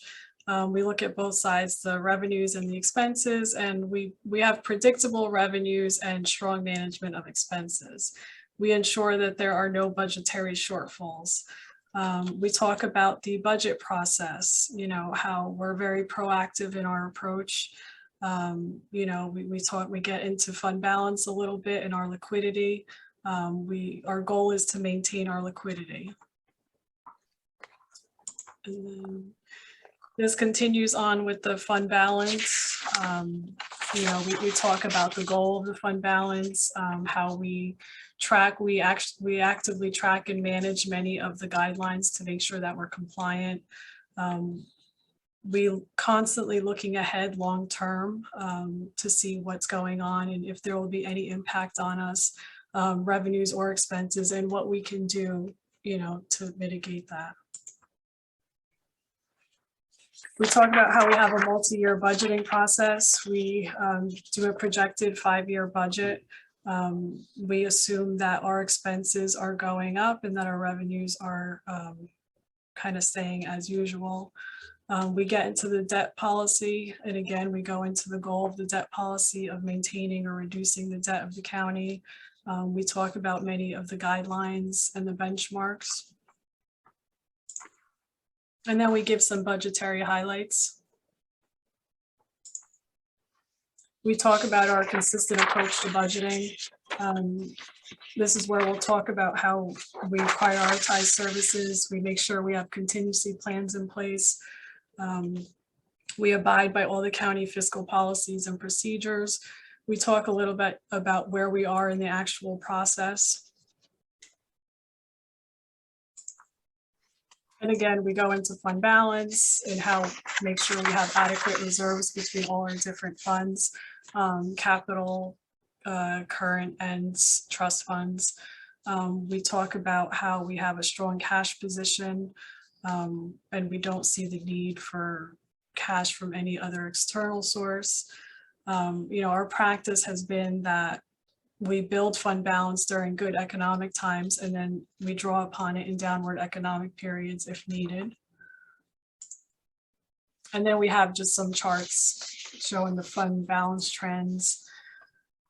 We get into the debt service goals, the rapid payback of principal of 12 years of less, maintaining debt service as a percentage of the budget. Our goal is less than 15%. And then again, we have some charts and debt ratio trend analysis. This is our serial bonds versus our net debt. And then this is our debt service. Like I said, we try to keep it below 15% of the budget. And then this shows our fund balance, what we've anticipated versus regenerated. And you could see that the lines are kind of intermingled, which is what we like to see.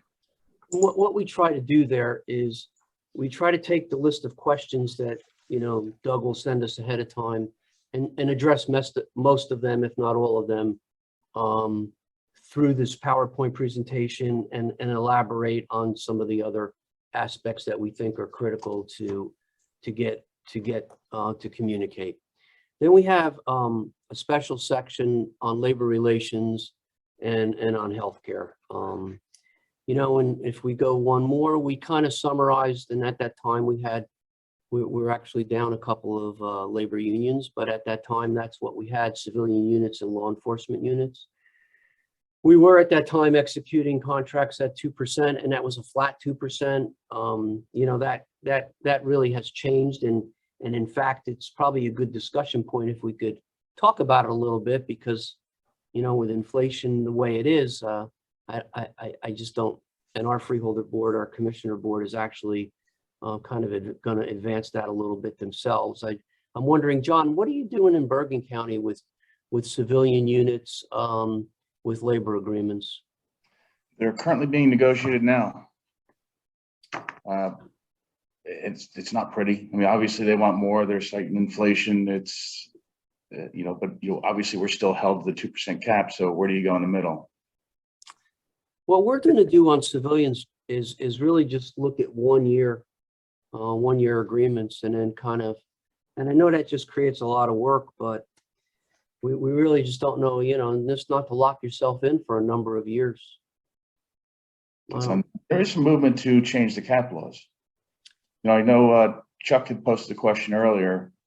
He and I have been in discussions with a small group on discussing some potential changes, just for little things. There's cyber insurance is going through the roof, fuel is going through the roof.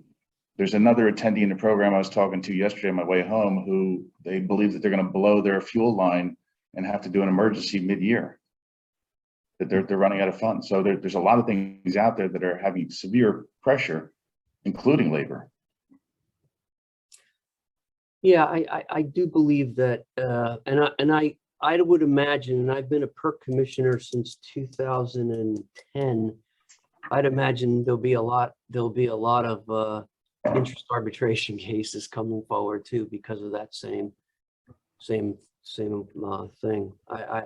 I wish I had an answer for that. I don't know. Law enforcement units, we kind of locked into for 4 years, and they're better contracts than they once were, and we have to fund those over the next 4 years.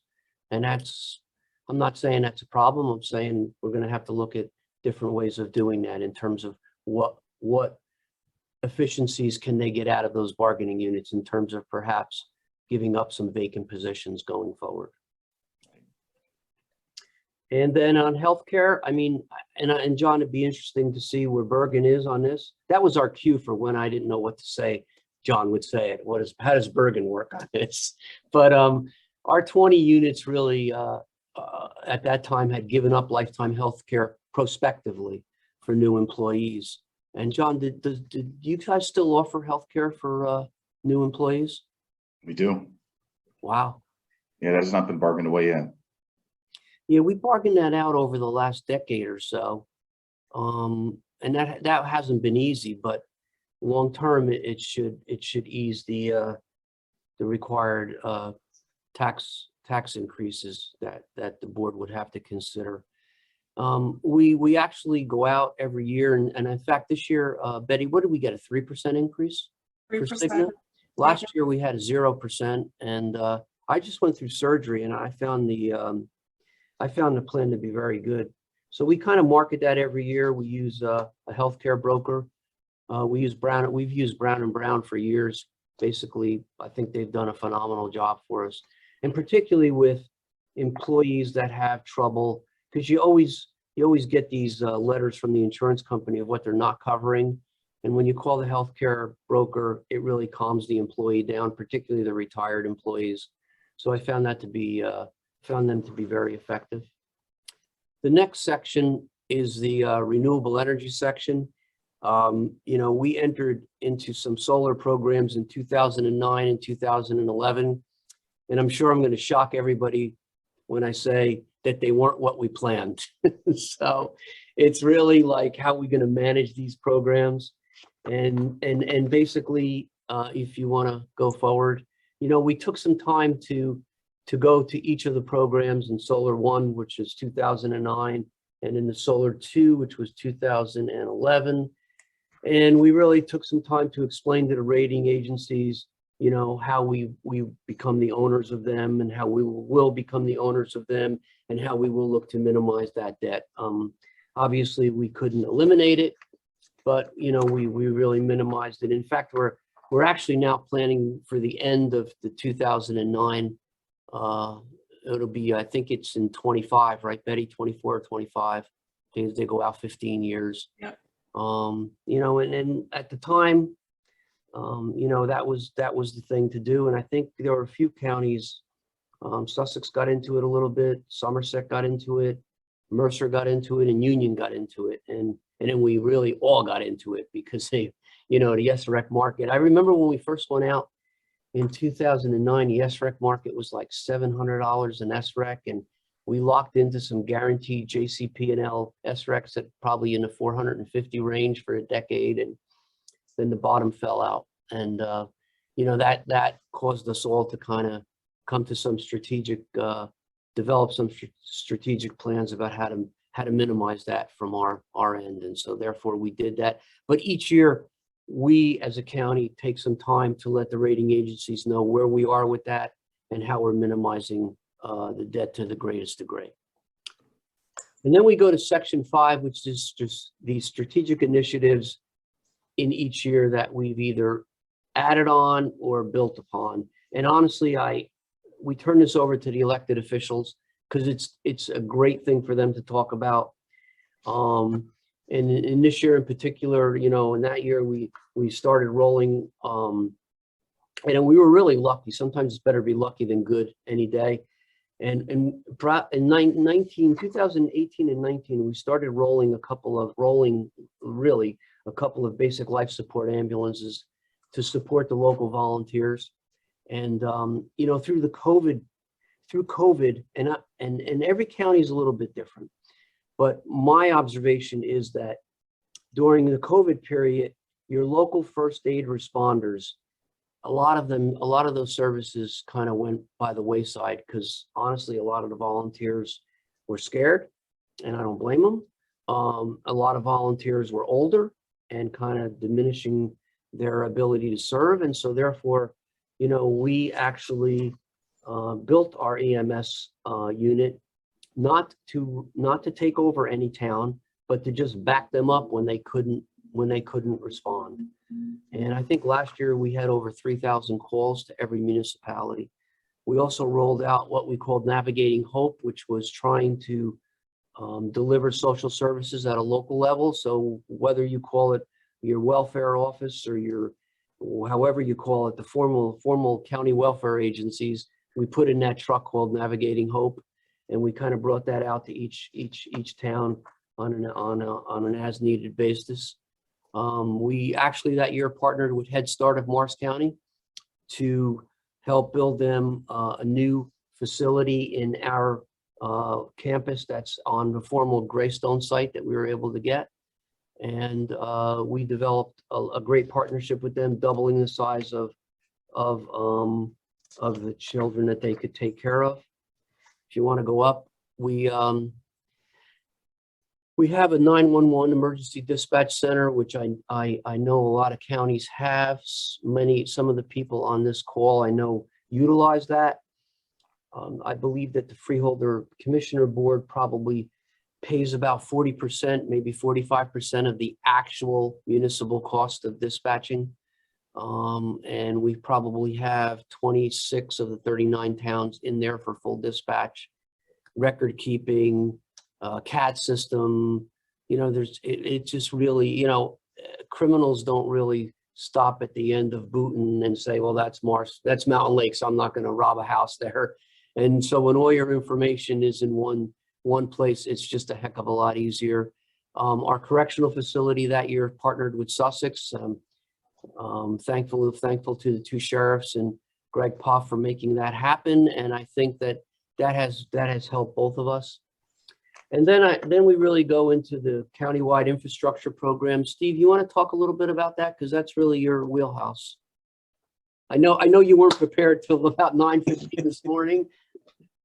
Well, I was also just going to add on the strategic initiatives, and that's an area where you can really draw on the elected officials, whether we're out up for re-election or just out and about in the county, visiting municipalities for all different kind of townwide events.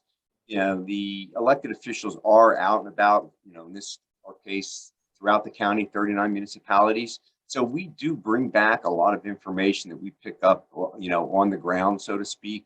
And that's where a lot of these initiatives, that's the genesis of them. So I think that is an area where, the elected officials can play a big role when you're developing that. As far as, countywide infrastructure projects, as we do with, the operating budget.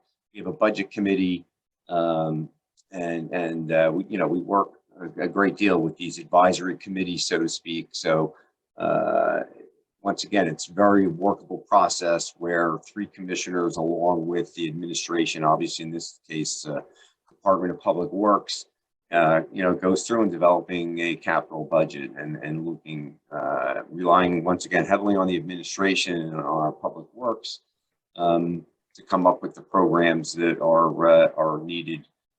Capital budget usually stays, around the same amount each year, although there'll be a variation in grants and such. And that's another.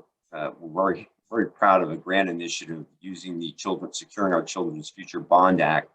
We're going to be making a substantial improvement to our VOTEC school, increasing capacity by over 1/3. And that's where we're able to draw on, one of our other commissioners that has an experience in the VOTEC area. But, a lot of times our projects are pretty consistent in as far as the resurfacing of our roads. We have 287 miles of roads.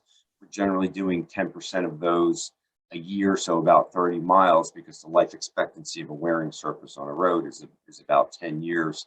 The bridges is a little more difficult to predict because we have about 1,100 bridges and culverts in the county, and the permitting process for bridge repair can be 2 years to 10 years, depending on the complexity. A lot of times you're also dealing with input from the municipality that doesn't want to see a bridge get widened. We've dealt with that in several municipalities, and you're dealing with trying to resolve what the community is looking for versus what the Department of Transport, the state DOT is looking for. That's once again where municipal elected officials can step in to try to help that out. So it's a little more difficult than to predict the expense on bridges because permits will come through very varied on that. Where one year might be doing 4 bridges, and next year it could be 6 or 8. Railroad improvements, that's something that surprises a lot of people. We've got 3 railroads we're responsible for. But once again, having that advisory committee to flesh out the capital budget is very helpful. Usually we can do it over a series of 4 or 5 meetings, and then be able to present it to the full board in a public meeting. And this was 2019. This was a big upgrade to our 911 communication center. Something we're very proud of was the advanced manufacturing workforce development. Once again, we were able to tie that to the needs of our businesses and industry in the county. And that was identified, and they are actually very helpful in the planning and even the fit up of that building so that we could make sure that our workforce was the skills that we were teaching to our youth were matching up with what our industry needed. And then we've always got park commission improvements. IT is continual, and I mentioned this is obviously 2019, but we've got a big $25 million project at our School of Technology that we're leveraging the bonds from the state with.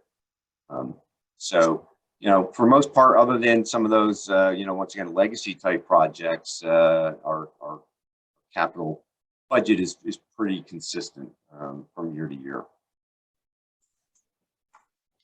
Thank you. And John mentioned before how expensive cyber insurance has become.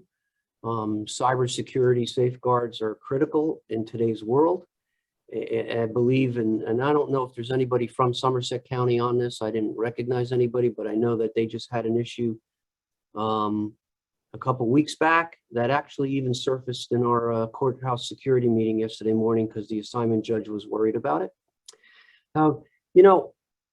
When John talked about how expensive cybersecurity insurance or cyber insurance is, I was thinking to myself, yeah, if you can get it, because my observation has been, that the carriers are not writing the types of policies that they have been writing previously.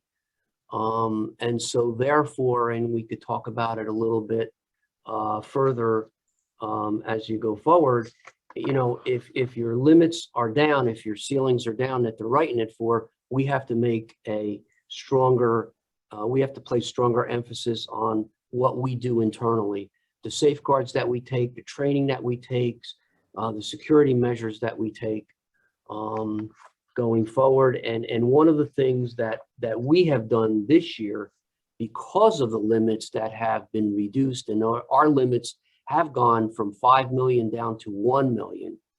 We've actually brought on through our insurance commission, which is an independent autonomous body of county government, much like many of you might be in a JIF.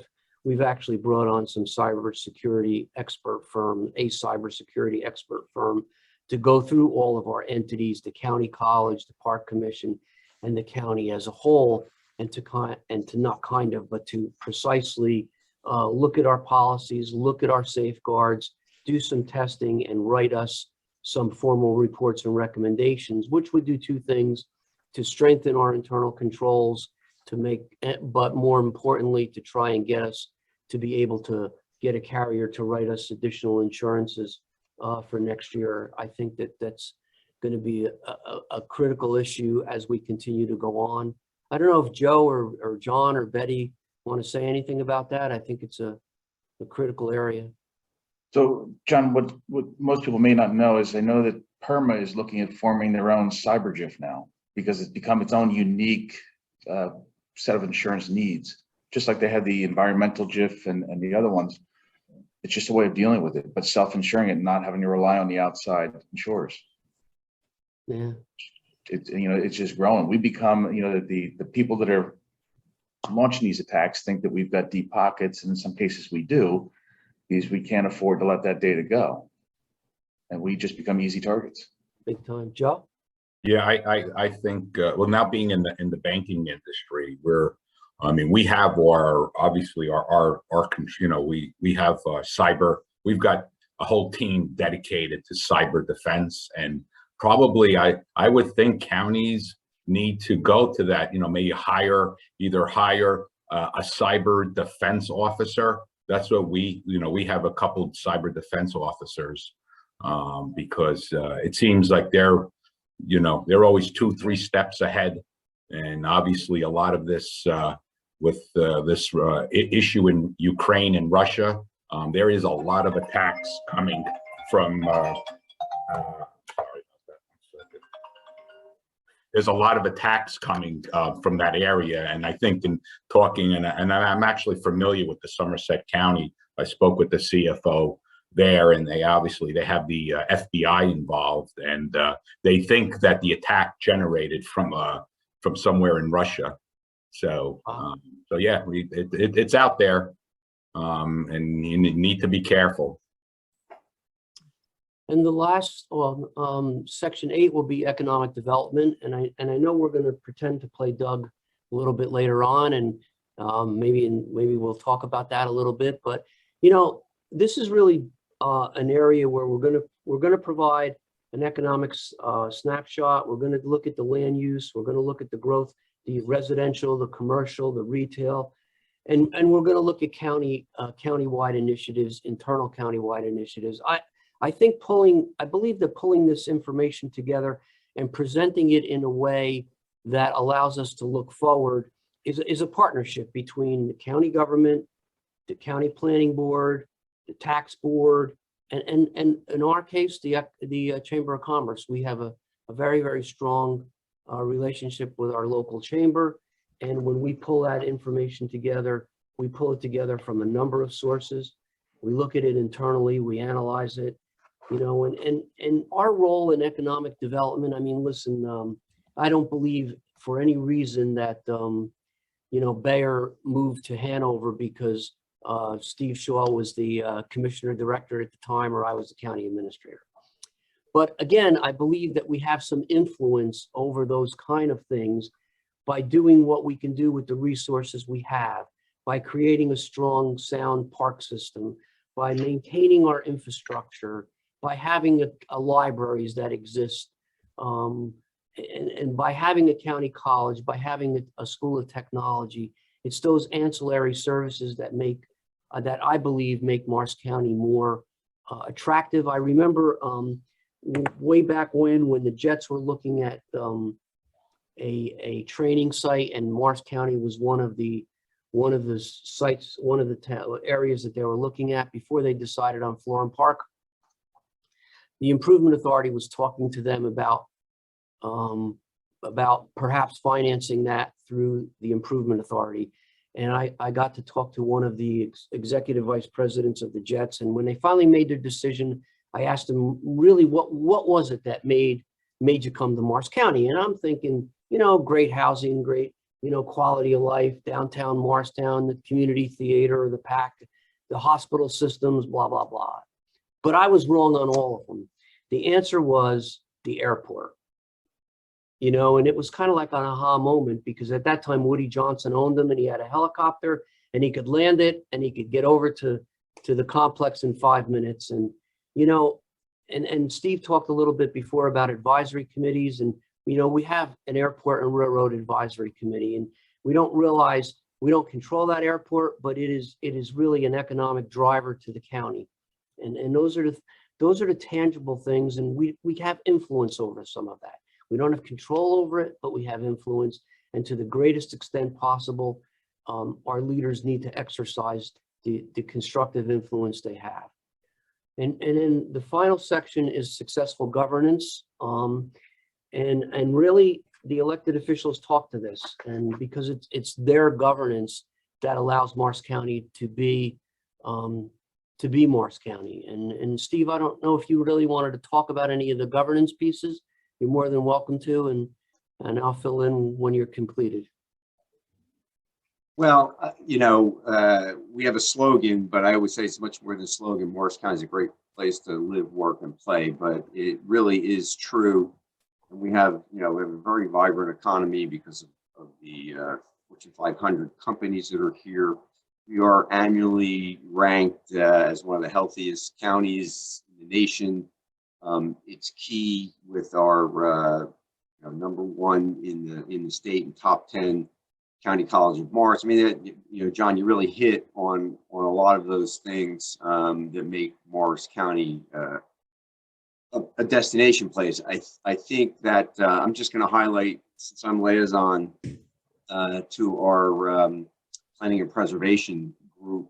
You know, that's part of county government that's really behind the scenes, but they do play a very important role in all of this. That's where we get all these facts and figures from, as far as how the county's economy is doing, unemployment and such, as well as they oversee all of our open space programs. And we do that with that group, as well as a lot of volunteers. And that's been very successful. And that's a big part of what makes Morris County, Morris County. And I think our planning and preservation group worked with our Chamber of Commerce to put together a little 2-page, basically brochure stat sheet on each of our 39 municipalities. So they can use that to talk about the strengths of the different municipalities in the county. So I think that's all, that's all very helpful. And we rolled our tourism bureau into the chamber this year, and I already see a lot more coming out as far as, you know, Morris County being a destination for tourism by the way of, you know, apps and a walking tour app and such. And I actually think that that's going to lead to, you know, some more permanent residences in Morris County.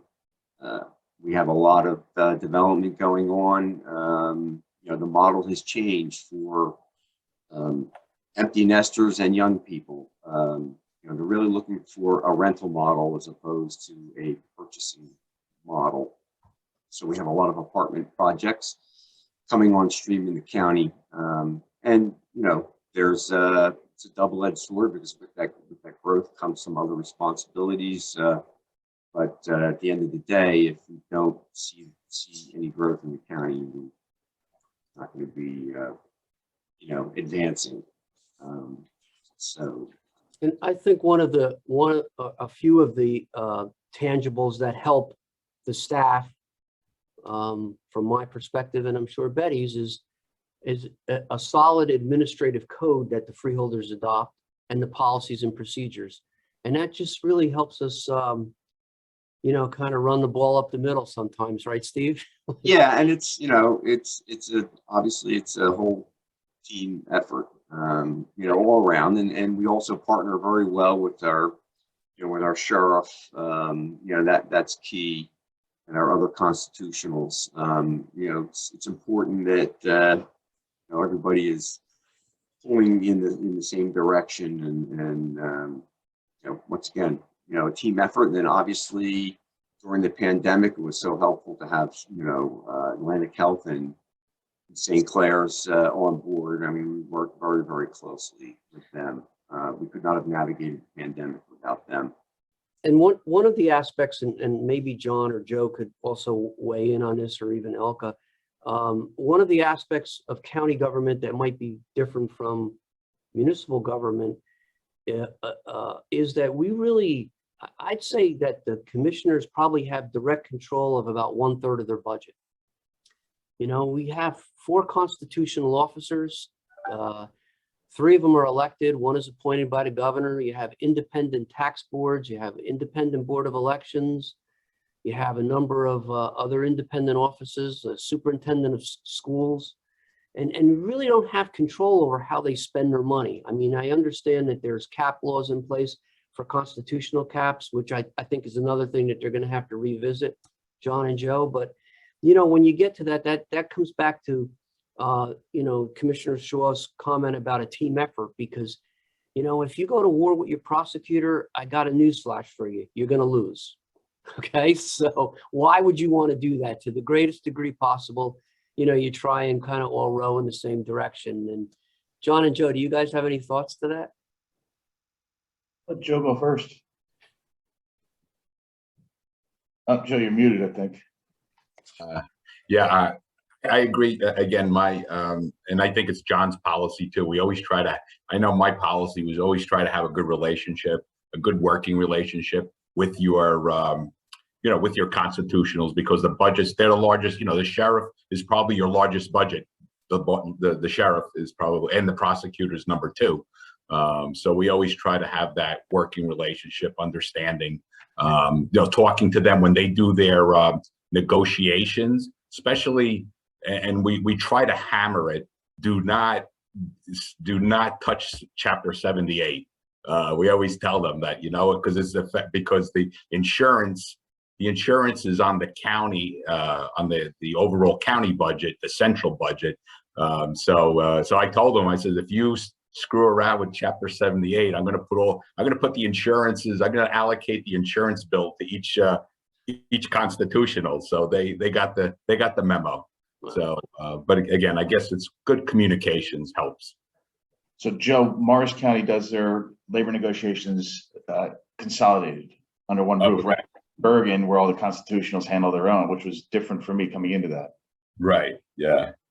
So yeah, just watch out, John. Watch out for that 78. We can, we actually do, according, you know, what John just said, we kind of centralized labor negotiations. And that helps to a degree, but I don't do that in a vacuum. You know, like I know I have a 3:30 meeting with the sheriff today, who probably would like me to make some changes to the economic package, or else if he didn't, he wouldn't want to be meeting with me. You know, but you know, you can't really just do one without doing everybody. So you try, you know, listen, it's pattern bargaining. It's attempting to be consistent. It's, you know, I come from a position where Betty and I go to the commissioners, and we get what we refer to as an approved economic package, a number, give me the number, and then we negotiate that number with all the bargaining units and just keep it consistent. All right, you want to come out of this one, and then on the rating day, we just say make the most of your 2 hours that Doug gives us, and that means getting your team assembled and just looking at the facts, and everybody stays in their own lane. Like, you know, Betty will look at all the numbers, and we'll look at some of the other verbiage that Doug said, and, you know, remember the 3 C's, and we kind of feed our information back to our FA, who feeds it back to the rating agencies. And Betty, did you want to you or John wanting to add into this? Yeah, I mean, I think there's no need for unnecessary information. So just give the facts, stick to the points. It can be very intimidating and a little scary, I think. But it's just a way to sell the county and, you know, all the things that you've done, the good things you've done, and just try to focus on the positive, I think. I still remember Betty's first time. So do I. Petrified. John, you did an Good advice, amazing Betty. job. You did an amazing job helping us out in the transition. And Betty, I could not be more fortunate to have you as our CFO. She does a great job. You make my job easy, so thank you. Well, you know, I see Doug's still on the call. He's watching, but Doug makes it very comfortable too. He does, yeah. It's an open dialogue conversation. So it's more of a discussion than a presentation. Well, so, thank you you. know, I've always found, you know, Doug has, you know, and Doug, I'm leaving at the end of the year, so none of this is blowing smoke. So, but you, it's your knowledge of New Jersey and your ability to do exactly what John says, make it engaging, that makes it easy. It's always the fun, my most fun day of the year. But you have that knowledge of New Jersey where we don't have to explain to you that pensions are out of our control. So I think that's important. You touch on a critical thing. Anytime we have an analyst start working on a new state, the first thing they've got to do is sit down with the current analyst and learn how it works. If you drop me in Nevada tomorrow, I'm going to look like an idiot. And I wouldn't dream of trying to do Las Vegas without a long conversation with a Nevada analyst, nor would I expect them to be able to do Morris County. You've got to learn how it works. That's all there is to it. Yeah. I'm going to turn the rest of it over to Betty. Okay, so the day of the sale, at the county, bond counsel and the financial advisor are present at the time of the sale. The day of the sale, you will have the option to discount the premium to allow for a reduction in principal. The county does not do this. It allows for more flexibility. So the premium can be used to fund additional capital projects. And if you choose to use the premium for additional projects, you have to notify bond counsel at the time of the sale to include the projects in the closing documents. Or you can fund the first 3 years of interest just on the current bond issue. So the premium would go to capital fund balance and then annually anticipate capital fund balance as a revenue in the budget to cover the debt service. The county conducts an electronic bidding process. In order to do so, you must be registered with an approved auction house. Bidders must also be registered.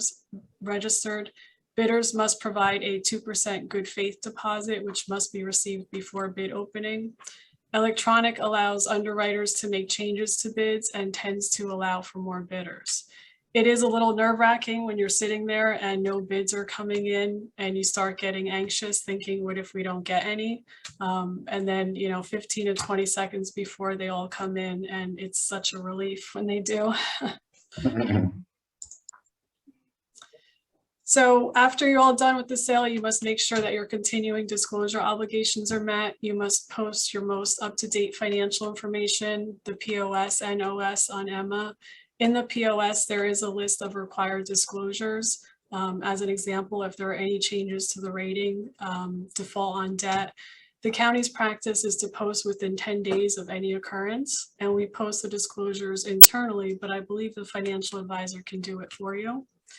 For arbitrage purposes, after the sale, we create a spreadsheet to track the expenses for each ordinance after every commissioner meeting. This is used to help monitor some of the expenditure benchmarks outlined in the arbitrage and tax certificate.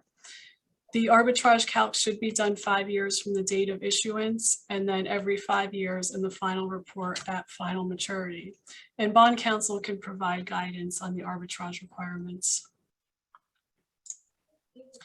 So in conclusion, there's a lot involved in planning a sale. My recommendation is to work with your professionals. There are a lot of questions to be answered, decisions to be made. There are different ways to take bids, the structure of the bids, and you want to do what is most advantageous to you as the issuer. That concludes the presentation. Thank you. Hey, so I want to just go back to the team. I think, when you bring your team in to go meet with the rating agency, it's important to make sure you have the right team. right? And, you know, John pointed out before the 3 C's, clear, concise, and consistent. You want to make sure you're telling a story and it's the right story. You know, so Steve, he knows the public works, he knows the policies, so he comes there with a wealth of knowledge. But I just wanted to reinforce that it's got to be the right team. And I think a lot of times, John, depending on the commissioners or the freeholders that would have went in or the commissioners that do go in, you know, we script a lot of that so that we don't slip. And we have to, because not, you know, you just have to, because there's a lot of detailed information. And again, if everybody kind of can stick to their own wheelhouse, it makes it come across a lot stronger, you know? It does. And I think it's important. The script is not there to tell them what to say. The script is just to keep them on task so they don't want. Exactly. Yeah, it's staying in your lane, and it's a series of bullet points just so you don't leave anything out. And once again, the elected officials are you know, better for the 30,000 foot, you know, policy kind of view, and then leave the financial details to the professionals, which is the way our form of government works, at least in Morris County with the administration. You know, if I could just add something to the other side of that, I was only ever in one of these that actually went sideways. And we actually weren't even the auditors at the time. There had been a new administration that had come in and got rid of every professional and every municipal officer, new CFO, new clerk, new administrator. I mean, the whole municipality was green. And nobody had any institutional knowledge on the municipality whatsoever. And we got a call at 0 hour, you know, a couple minutes before the rating call, asking us to come on the call and help them out with the rating. And I just sat in on the call. It was during the COVID period, and it just kept going sideways. And I felt like I had to intervene at one point, but it was just the opposite of those 3 C's. I mean, you can tell it wasn't Doug and it wasn't Moody's, but you could tell the rating agency people who were on the call were just getting more and more frustrated. And that is absolutely the last thing you want to happen. Needless to say, the rating did go down a little bit because there were some pretty big issues with the municipality, but it can go sideways fast if you don't have that plan put together and you're not ready to go and in lockstep with who's on that call. So it is a great point to make sure your team is ready to go on the day of the call. There's no substitute for a good rehearsal run through. No. That's true. I'm going to jump in. And Oh, sorry, our last poll. Go ahead, Elke. I was just going to say it is important to have that presentation ready and do it ahead of time, as Betty said in her presentation, because having that information on the screen and going through all those slides pretty much answers most of the questions that the rating agencies are going to have. And I know my first rating call when I was in Vernon, we did not have a financial advisor at the time, and we had to kind of put it together last minute, and it did not go nearly as well as it did when I came to the county and we had the team assembled, the presentation, all our facts in order. So I want to add that. Yeah, there's a tremendous amount of work that goes into the presentation and the process. And it's not just, you know, the hour and a half or 2 hours that we sit at Moody's or S&P. And in fact, you know, obviously most of the work falls back to Beti and her staff. But as Steve said, nothing beats a good rehearsal, and we rehearse many times. Okay, great. I'm going to launch this poll just before we move on. This question is, how do you address and/or manage issues that are at times out of your control, such as pensions, healthcare, insurance? There's a couple different options there. I'll leave this open for about a minute.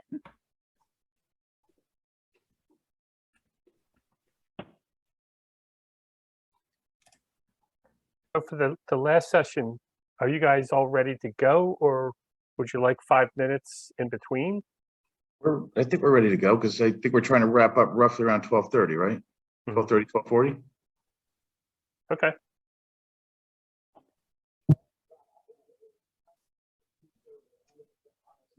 Everyone should see the results. So we got kind of all of the bases covered here with the different ways to manage issues. Hey, John, to your point before where you talked about that the county government or the commissioners have very little control over the majority of the budget. I think we quantified it this year in Bergen that the administration controls 19% of the budget. Wow. And that, you know, our point was is we get everything done inside that 19. We more lives than the other side. And that excludes health benefits, pensions. So there's some large nuts outside of that, but truly 19% runs the county. Wow. It's amazing. But you get blamed for everything. Just point to the sheriff. On the municipal side, we always pointed to the Schools are to blame. All right, so you want Joe and I to run? Sure.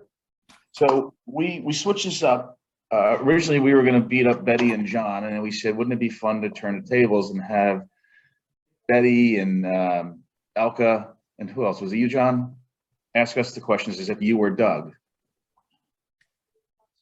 So now you got to start off with the evil laugh and start hitting us with some of the questions in the areas. And Doug, we use some of the questions that you've sent in the past by major category, but at least that way some of the people that have not gone and done the rating, they can get a feel for what it's like, and we don't put you on the spot.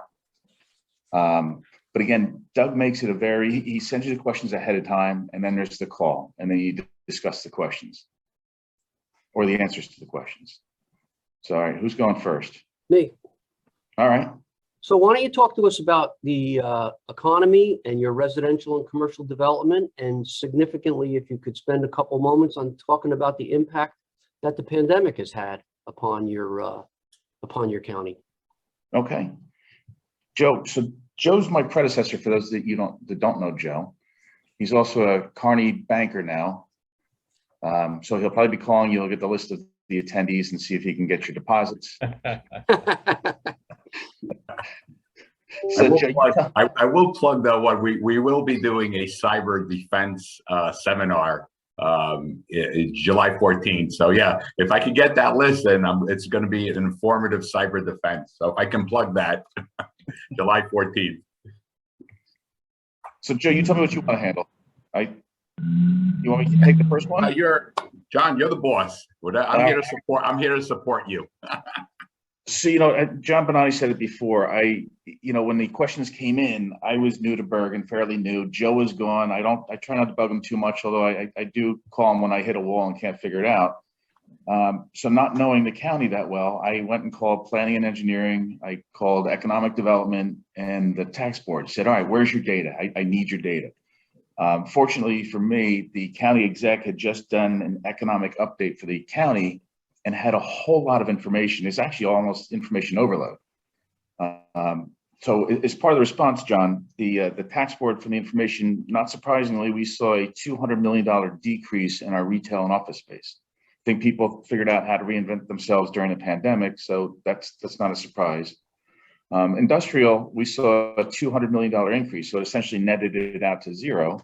Apartments, as Commissioner Shaw pointed out, apartments are flying in everywhere. I don't think anybody wants to own a house anymore, so we saw a $200 million increase there. Class 2 residential, we saw a $1.4 billion increase. And so total growth was right around $1.3 billion for the county, which was phenomenal, showing upward trends. And actually, we looked at a 10-year look back on our rateable growth, and we saw on average $3.3 billion over that sustained period of time, which is why when Doug was talking about changing his new rating philosophy, I'm like, well, come on, that doesn't help me anymore because our ratables are growing. Yeah. And we also analyzed ourselves compared to the rest of the state. And out of the 21 counties, the next closest county was Monmouth County, but we were 33% higher in value than Monmouth County. So those are just some of the metrics we were looking at. One of the other things I got from economic development was they maintain a sheet of move-ins and move-out data, which was really cool. I had not seen that before. The move-out data was 1 page. The move-in data, I think, was like 5 pages. So it talked about all the new businesses coming in and what was going well in the county. The next question that was asked was the county's top taxpayers, and was there any significant change? And it wasn't. It was pretty stable. Maybe 1 or 2 slipped in and out, but for the most part, it was the same. And like I said, the county exec had just done an economic update. So I had his notes right in front of me. It made it very easy for me to talk to Doug during the process and explain what was going well in the county. Just as a side note too, when we were all done, I sent Doug everything. I'm like, you want this? Because I'm just reading to you. And he's like, sure, I'll never turn down good data. Yeah, I used to, yeah, what I suggest to even the municipal CFOs is keep a real estate file. You know, again, I think Beti mentioned this. It's your time to tell your story to Doug.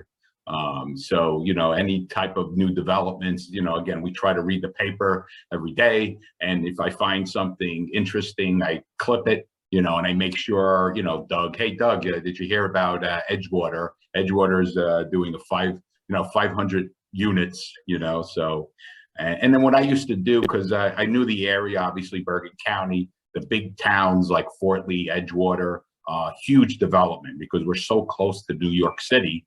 So I would call before the rating agencies, rating call, I would call the assessor on Fort Lee, Edgewater, Hackensack, and say, hey, what's going on? You know, what major projects do you have? What projects are coming on the books?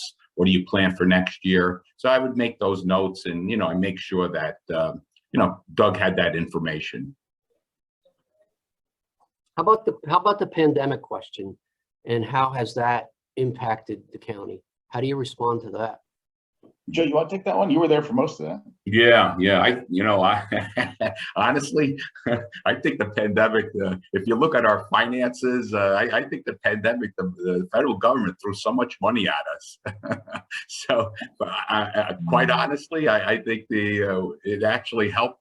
It helped our reserves, you know, because we were budgeting in full, and a lot of those grant credits came in, and we built up those appropriation reserves, astronomical, because we were careful on spending. So we, you know, and then you have the lost revenue that the government allows for. So, you know, I think, again, I think over the 2 years, Bergen got $500 million. And, you know, obviously a lot of that money went into the response for, you know, we have a county hospital, and I think the county hospital was a saving grace because a lot of the vaccination went through the county hospital. So, and that became a big central focal point for Bergen County, keeping our residents safe and businesses safe. And we did also a $50 or $60 million small business grant program where we helped 4,000 businesses in Bergen County during the height of the pandemic. Were able to get up to $20,000 in grants. And quite honestly, that was a saving grace for a lot of businesses. You know, I was involved in that business, in that program, and I can't tell you, people calling up, like basically crying on the phone, you know, thank you for sending this check. You know, you saved us, I can pay the rent, you know, so.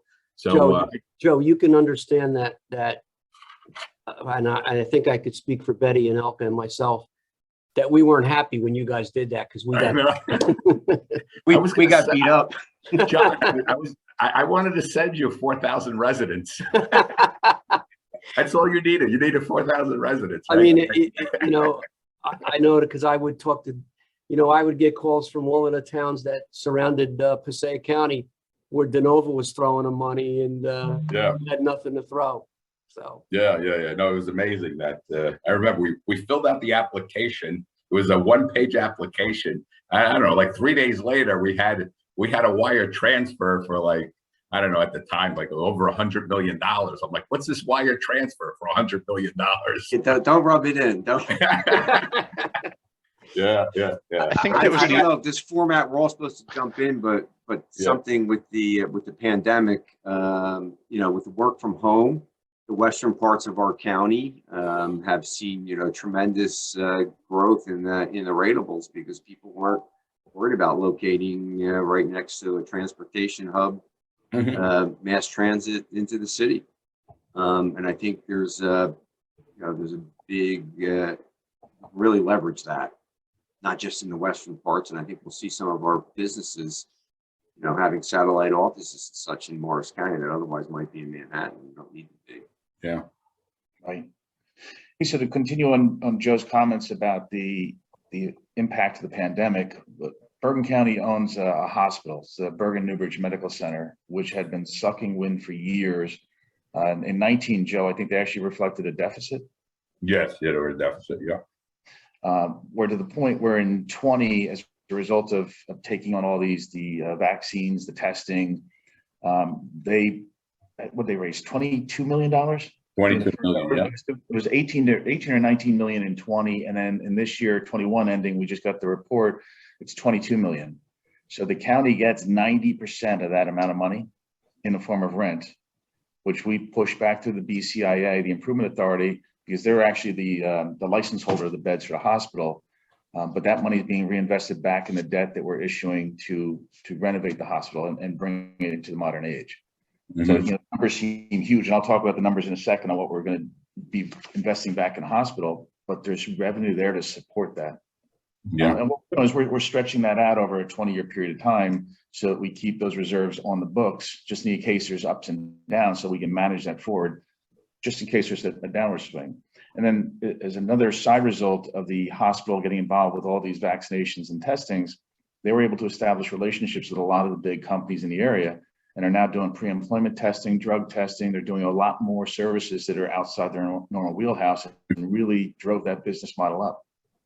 So that was a plus. So I hate saying it in public, but the pandemic was good for Bergen County. Yeah, definitely was. Agreed. So when we started showing a profit at the hospital, I keep saying it's because the new CFO brought the money in. We Just want to move on to another question? Go ahead. Yep. So now we're going to go on to debt and capital projects. Does the county have any plans to issue additional debt in the next 3 years? So turn that over to John. we pay off roughly $70 million a year, and we authorize $70 million a year. What's funny is when I interviewed down there with the county exec, he heard my spiel about having Wharton being debt free, Florham Park moving towards debt freedom, and he goes, "Hey, that's not going to happen here. We've got too much to maintain." So we do a debt management program. So we try to stay within that boundary. This year our capital program is $70,089,000. It's right there at that 70 million mark. So we're managing that. There's going to be some years where it's down. There's going to be some years where it's up. We just manage to that 70 since that's what we know that we can afford. And we're not trying to grow that side of the budget. So the answer is yes. And then, Bergen Newbridge Medical Center, the county guarantees the debt of that. But we authorized $55 million in a strategic capital fund, which was to do improvements to the hospital. And that started in 19, Joe, 18 or 19? Yeah, that was the end of 17. Okay. Yeah. So we're at the tail end of that. That's almost fully spent. We know there's about $40 million in future projects over the next 3 to 4 years that we need to do. We just went before local finance board and got approval for 22 of that. But again, we're going to stretch that out over as far as we can so that we're not stressing the BCIA's reserves on paying that down. So we balance around those ups and downs. Hopefully it's only up. And their projections, they gave me projections for this year. They're already beating them. So I'm thrilled with where they are and our ability to make that payment. The next part of that is, we've got some big projects on the books for the county. We've got a project called 133 River Street, which is a mixed use project. It's a transportation hub on the bottom for New Jersey Transit with a bus terminal. It's going to be equipped with electric charging stations for the buses. It's going to be mixed retail above that, some office space, and then residential above that. So it's a big project. It's estimated to be around $150 million, but that's going to be completely paid off by the revenue from the rent and the leases. And that's going to run through the BCIA as well because they're going to own the project. Just like Morris County, Bergen County's got a huge courthouse renovation project. We've got a historical building. It's expensive to fix. I think that's it for my big projects. Okay, and can you provide a breakdown of guaranteed debt by category? So this one made me grimace when I first saw it. Our gross debt, and Doug's smiling because it is a big number, is essentially $1.5 billion in authorized debt. That's my gross debt. However, my guaranteed debt is about $639 million, which leaves for the county $840 million. Still big numbers, but when you look at the size of our budget's a $780 million budget. So everything's relative. If I were sitting in Wharton looking at that number, I'd be puckering because that would be big. Yeah.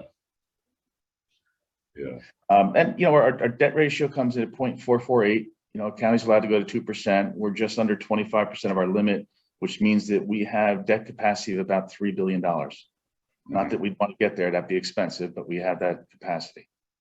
Yeah. And again, manage around those levels. Yeah, we're at the hub of the transportation with the city, so there's a huge investment that we have to make in roads and bridges. With the being right by the George Washington Bridge, and so there's a cost. There's a cost to being close to the city. That's for sure. Yep. And when that's under construction out there, it's like you're in Beirut because everything is dug up. Yeah. So can you talk a little bit about the county's finances, any material revenue expenditure variances, or year-end fund balance? So, Joe, I inherited your revenue. It's been stable throughout the pandemic. Yeah. We always try to be conservative. We're regenerating fund balance every year, and we're managing it to about a $5 million increase a year, roughly. We're at $65 million now. It was $60 million last year. We have bolstered our reserves, so we balanced the need to grow the fund balance position with the need to maintain other reserves on the balance sheet and in the trust fund. So we're actually up significantly. It doesn't look like that if you look at just fund balance, but you put everything together, and we're pretty well fortified. I mean, it still needs some growth. If we look at that the calculation based upon that 4-step process that Doug developed, we're still on the lighter side, but there is attention being given to that, and it is growing. Mm-hmm. Yeah, that was the focus of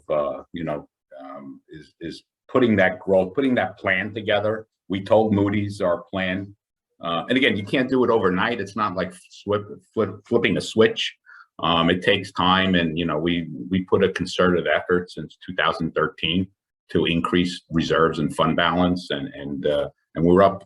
Again, it's slow and steady, but we're going in the right direction. And and John's taking. I explained that to John, and John fully agreed with it, and he's continuing that. He's continuing that trend of moving our reserves and fund balance up. Because in the end, that's where you really control it. Because you can't really control real estate, can't really control all the other economic variables, but what you can control is the finances and the management. So try to be the best you can.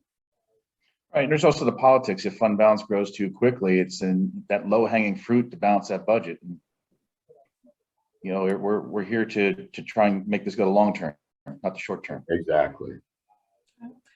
What is financially planned for 2022? So I'm glad you asked that question, because we just entered into a contract with the Passaic County. Tony DeNovo was generous enough to offer us a lot of money to keep his inmates. We're looking at a minimum guarantee of 500 inmates. If they go below it, we still get paid for those 500. It's $104 a day per inmate for the entire year, which grosses up to be about $19 million, which is great for us because the commissioner had taken a position that they didn't want to have the INS inmates anymore. So without the ICE inmates, we're looking at a huge drop in our revenue. So now we're filling the capacity of the jail back up, and we're getting a benefit. Right now, we're trending at about 584 in the population, which grosses up to a little over 22 million. Now, we've only put 18 in our budget. We got that spread, so we're looking at a fund balance regenerator right there, so that's good. So oddly enough, the sheriff, this is not in the comments to Doug, but the sideway, the sheriff presented before the commissioners his budget and was showing this huge spread of extra money that he's got with the insinuation that it's his. And we kindly reminded him that all he shows in his budget is the salaries and the other expenses. What about the benefits, the pension, and everything else? If I take all that money out, you got nothing left. Yeah. So, That's how you handle constitutionals. You tell them, don't forget, pension is outside your budget, and they take up most of the pension. Yeah. And the insurance, the health insurance, is centralized. At least at the county side, it's centralized. So, and they got most of the FTEs. John and Joe, do you guys run your own medical services in your correctional facility? Or do you outsource Yes, that? there is a medical services inside, and anything that needs outside help, we send them to the Bergen Newbridge Medical Center. So Yeah. Oh, that's right. You got a hospital. Yeah, we got the hospital. then we get 90% of that coming back to us in the form of revenue from the rent. Yeah, you're lucky. Fortunate, because that's actually a good play. Yes. Yeah. It is. We've actually been working with the hospital too, and the jail to, when we bring the prisoners in through the front door, the regular people going to the hospital are looking at these jumpsuits going, what the heck is that? So we're looking at an alternate access for the inmates to come into the hospital, so it's not bringing attention to them. Just as a visual from the outside, from the people looking at perception. Got it. Is there a fund balance policy or target? So I asked Joe the same question. So it's in my head. Doug knows what we're doing. It's in my head. You know what? I never really wanted to, we had this discussion and we didn't want to really tie ourselves to the policy, putting it in writing. So we kind of did I always tell Doug, we always have an informal policy because, God forbid someone else comes in and it doesn't abide. I've seen some rating reports where there's downgrades and they says they don't even follow their own policy, their own fund balance policy. So, but again, I think it's more on results than words, right? I guess, Doug, that's our policy, getting it done through results. So I'm still the new guy, so I'm not going to, but I'm going to probably grab the Morris County policy and see if I can have it fit to Bergen at some point. Yeah. I would like, what, it's not a bad idea to tie everybody down, because like I said, you never know. You get new people in, new elected officials, you tie them to a policy. I was actually looking more for guidance than I was looking for tie them down. Yeah. Well, that's why I changed the verbiage. No, we don't call it surplus in Bergen. We call it fund balance. Yeah.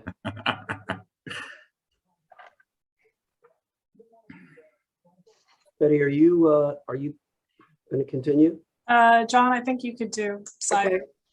Then I will ask John and Joe to talk a little bit about any changes to your cyber policy insurance and what internally are you doing to ensure your networks. So we did see a significant increase in our cyber policy this year. I remember everybody gasping and emails flying. Oh my gosh, how are we going to pay for this? It went up a lot, and I don't think that's unusual. I think everybody's seen it go up a lot, and that's because the insurance companies are getting hammered. What we are doing internally is, your weakest link is your people. The firewalls, the hardware that we can install, all the stuff to trap this and put in a sandbox and collect it is fine until that one person clicks on that link. That opens you up to everything. And then, our network people are pretty good. They're sophisticated, and they've locked people down to the smallest exposure to our network so that if they do get hit, we only lose a tiny bit.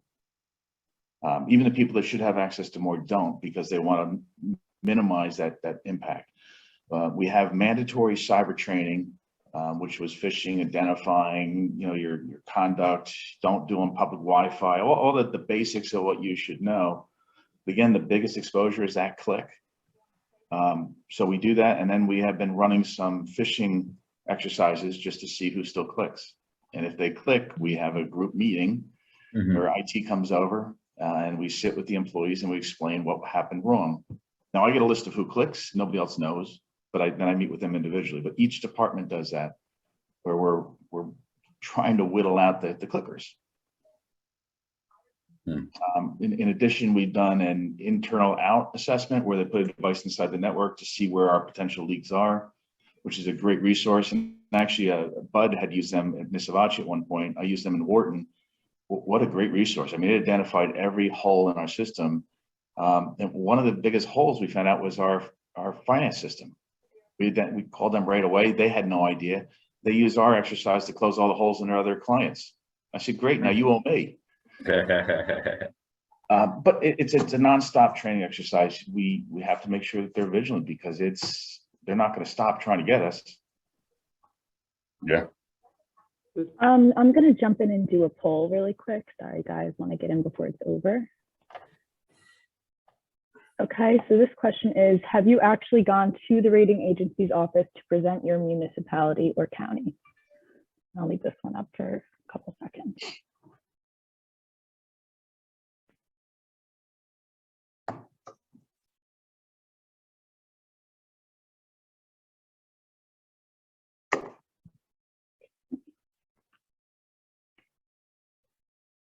All right.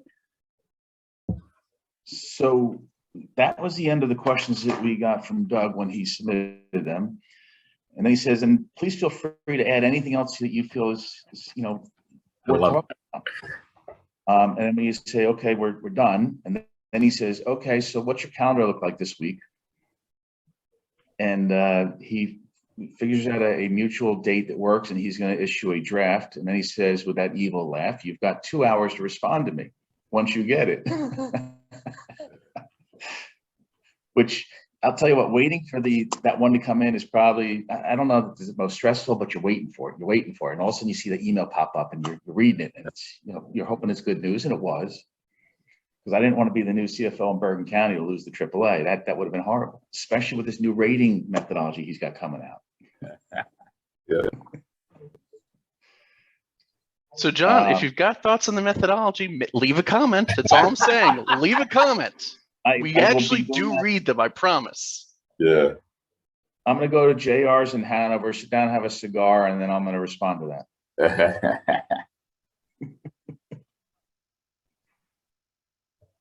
So Right, other than that, that's questions. I'm going to put up our last poll just so we get this one in.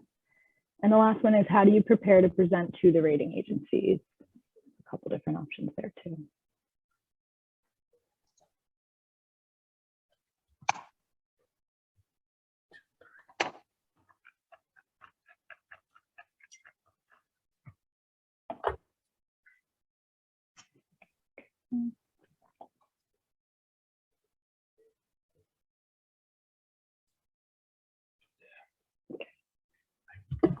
Thanks, everyone.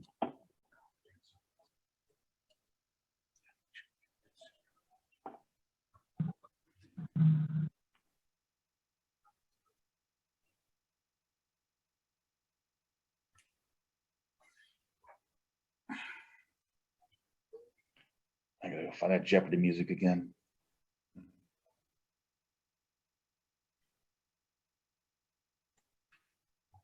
Elke, you look lost in that room.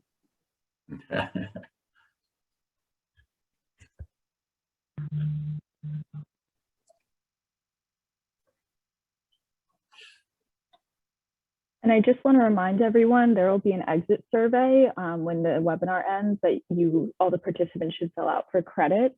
If you don't see it or can't do it right now for whatever reason, I'll send a follow-up email with the survey as well as with Doug's presentation and Beti's, so that you guys have that material to look at after this. Great. And I'd like to thank John Bonnani, Beti Bauer, and Steve Shaw for participating. Steve literally got 10 minutes notice that it's a good idea for him as a commissioner to jump on and give his thoughts. So he really was caught by surprise. But I'd like to thank him because Beti has been dragging her feet on doing this for, is it 2 years now? Yes. I even had to go change my shirt to get ready. And Doug, thank you as well for participating. That was My pleasure. And also Joe Luppino, who I also only gave a day's notice to. Thank you. Very, very informative. I had a great panel. Thank you so much for inviting me. I can't forget Elke too, because she was supposed to be from Sussex County. John, you Beautiful. have anything else, Mooney? You're on mute, John. Yep. Caught that at the last minute there. Unless anybody else has anything they want to add, I just want to thank everybody for being here, just like everybody else, and appreciate everybody's time. I think it was a pretty productive seminar today, and hopefully a lot of our attendees got a lot out of it. So thank you very much, everyone. And Bud, you want to, any final comments? Or you good to go? All right. So, So- John, what I may do is I'm going to forward Doug's 4-step process for understanding New Jersey. He had sent me a link to read all the new methodology changes, and we can get that out to all the participants today so that they can all write We their will take comments. care of that. Yep. Send it my way, and I'll take care of that. And I'm looking forward to reading it myself. So Great. thanks, John. Beautiful. Thanks, everyone. Thank Okay, you, thank everyone. you, everyone. Thank you, Bye all. everybody. Take care now. You got it. Bye.